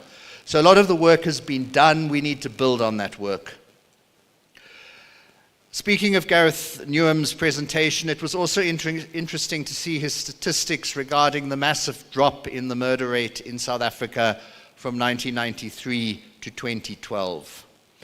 Now, as you know, there have been debates here around whether accused persons have too many rights in terms of the new constitution. But it's interesting to see that this massive drop took place when South Africa moved to constitutional supremacy and rights of accused persons that were not there before. It would therefore, so in other words, this drop took place during the period, the starting point almost was when the Constitution came into effect, and in then it would have been 19 years of the new Constitution before the murder rate started picking up again. Another crucial aspect is that of modernization and technology. By making better use of technology or by moving services online, we will dramatically improve service delivery and be able to minimize operational risks, such as, for example, data or records or dockets going missing. Coupled with the enhanced use of technology is the need to be open to innovation and change. Another striking aspect of the discussions was the importance of building public trust, not only in the police, but also in the courts, in legal aid practitioners, in judges and magistrates, in correctional service, and also for us as the political principals who need to take political responsibility for justice and crime prevention. On our collective shoulders rests a great responsibility. The way laws are made or implemented often affects public trust. To use one area of the proposed CPA review being the issue around bail, which we've been speaking about just now as an example. Bail is a much contested and much debated aspect of the criminal justice system. And we've got competing pressures. The community wanting tighter bail laws, which we've been implementing particularly for more serious crime, for sexual offenses, gender-based violence, etc. And then the need that you can't keep people in indefinitely while they're waiting for trial. But when we do community events, often the biggest source and frustration of anger we see is from communities who say that the police will arrest someone only for that person to be out on bail and back in the community a few days later. Sometimes there are genuine and valid concerns, but very often the problem is that members of the community feel that the accused is guilty and therefore should be in jail, whereas that is not the purpose of bail. The situation is that refusing bail is not a punishment, as that person hasn't been found guilty yet. And the key question with bail is whether or not the court believes the person will come back and stand trial and that they won't interfere with witnesses. We need to have a serious rethink about bail while also bearing in mind human rights implications and the issues of overcrowding in correctional facilities. Whatever decision is taken in new legislation, there must be stakeholder consultation and public participation around the issue. As mentioned on Tuesday, the Criminal Procedure Act was developed and has its foundations in the apartheid era.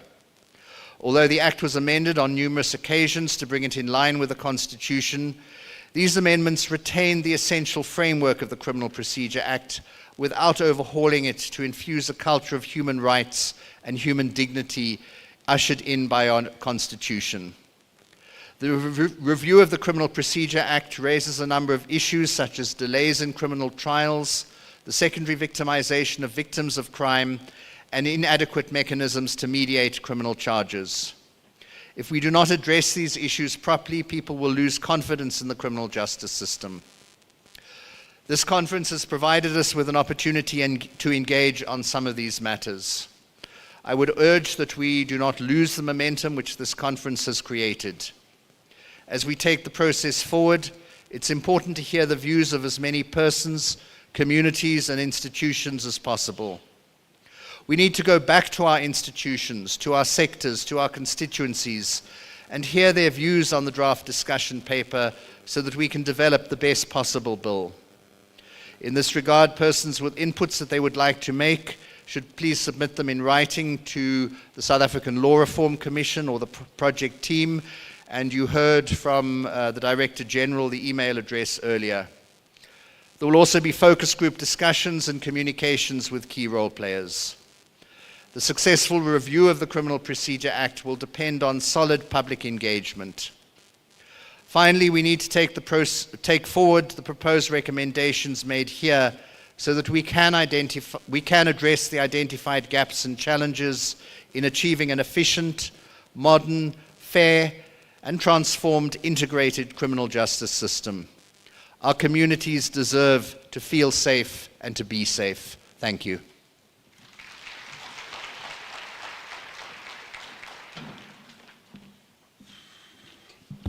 Thank you very much, DM. What is left for me is to thank former Judge President Francis Lekhodi for having agreed to come back from retirement to take up this responsibility. May we, ladies and gentlemen, give him a round of applause. I'm sure it's a time you have been looking forward to rest, but we have called you back to take such an assignment. We want to give a round of applause to the entire advisory committee that is working on the reform of the CPA.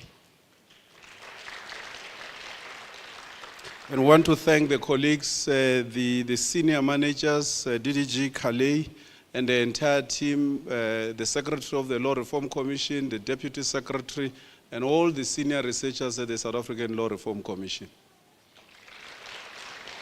We also take this opportunity to thank the Head of Court Administration in the department, DDG Mohalaba, and his team, Liz Pikara, and others who are part of this team that was organizing the conference. Most importantly as well, we want to thank the members of the judiciary, the Judge President Musi, Acting Judge President the Judge President of the Free State Division, Judge Musi, and the Acting Judge President of the Eastern Cape, Judge Hlangulela, and the entire leadership of the lower judiciary and the upper judiciary. The AJP of the Western Cape was here as well. So we want to thank you really for your presence, all of you here. We may give them a round of applause as well. We thank our colleagues from the legal fraternity, all of you, the colleagues from the National Prosecution Authority, the colleagues from the South African Police Service, the colleagues from the Legal Aid Board, and all the colleagues from the community advice offices, NGOs, and everyone from the community who is represented here for having attended the conference. Finally, colleagues, I want to thank all of you. I've seen some of you have been here from the opening of the conference until the closing of the conference, and I know how tight your schedules are, but you have made the time to be part of this history making. Later on in life, posterity will record that we met here on the 27th, from the 27th of April to the 29th of April, to have a relook and review the Criminal Procedure Act. And when we have a new Criminal Procedure Act, it will be recorded that you were part of this history-making process, so you deserve an applause yourself. We thank the members of the media. I saw Mutapu Muloto from the ENCA. We want to thank the Fourth Estate, all the media, ENCA, Newsroom Africa, SABC, Al Jazeera, NCA, CNN, BBC. Yes. This was an international conference.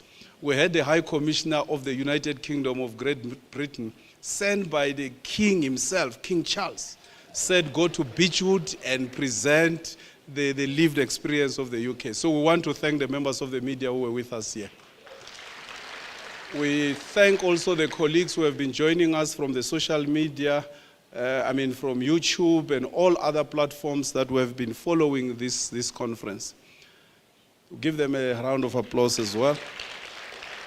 We thank the owners of this facility that we are using for having agreed to accommodate us, and most importantly, the people that are working at the kitchen. I think they've provided best scones and best lunch so far, and I believe that what we're going to get at lunch as well will be delicious. And finally, not to forget the program director himself for the sterling job that he has done in facilitating this conference and making sure that we finish on time. For your free information, I moonlight, my side hustle is to be a program director of Imbizos. Any chance you have a wedding or any event that you will want to think, I'm available. Ladies and gentlemen, I thank you very much. Let's break for lunch. Someone has left their eyeglasses case. Oh, okay, see you, doctor.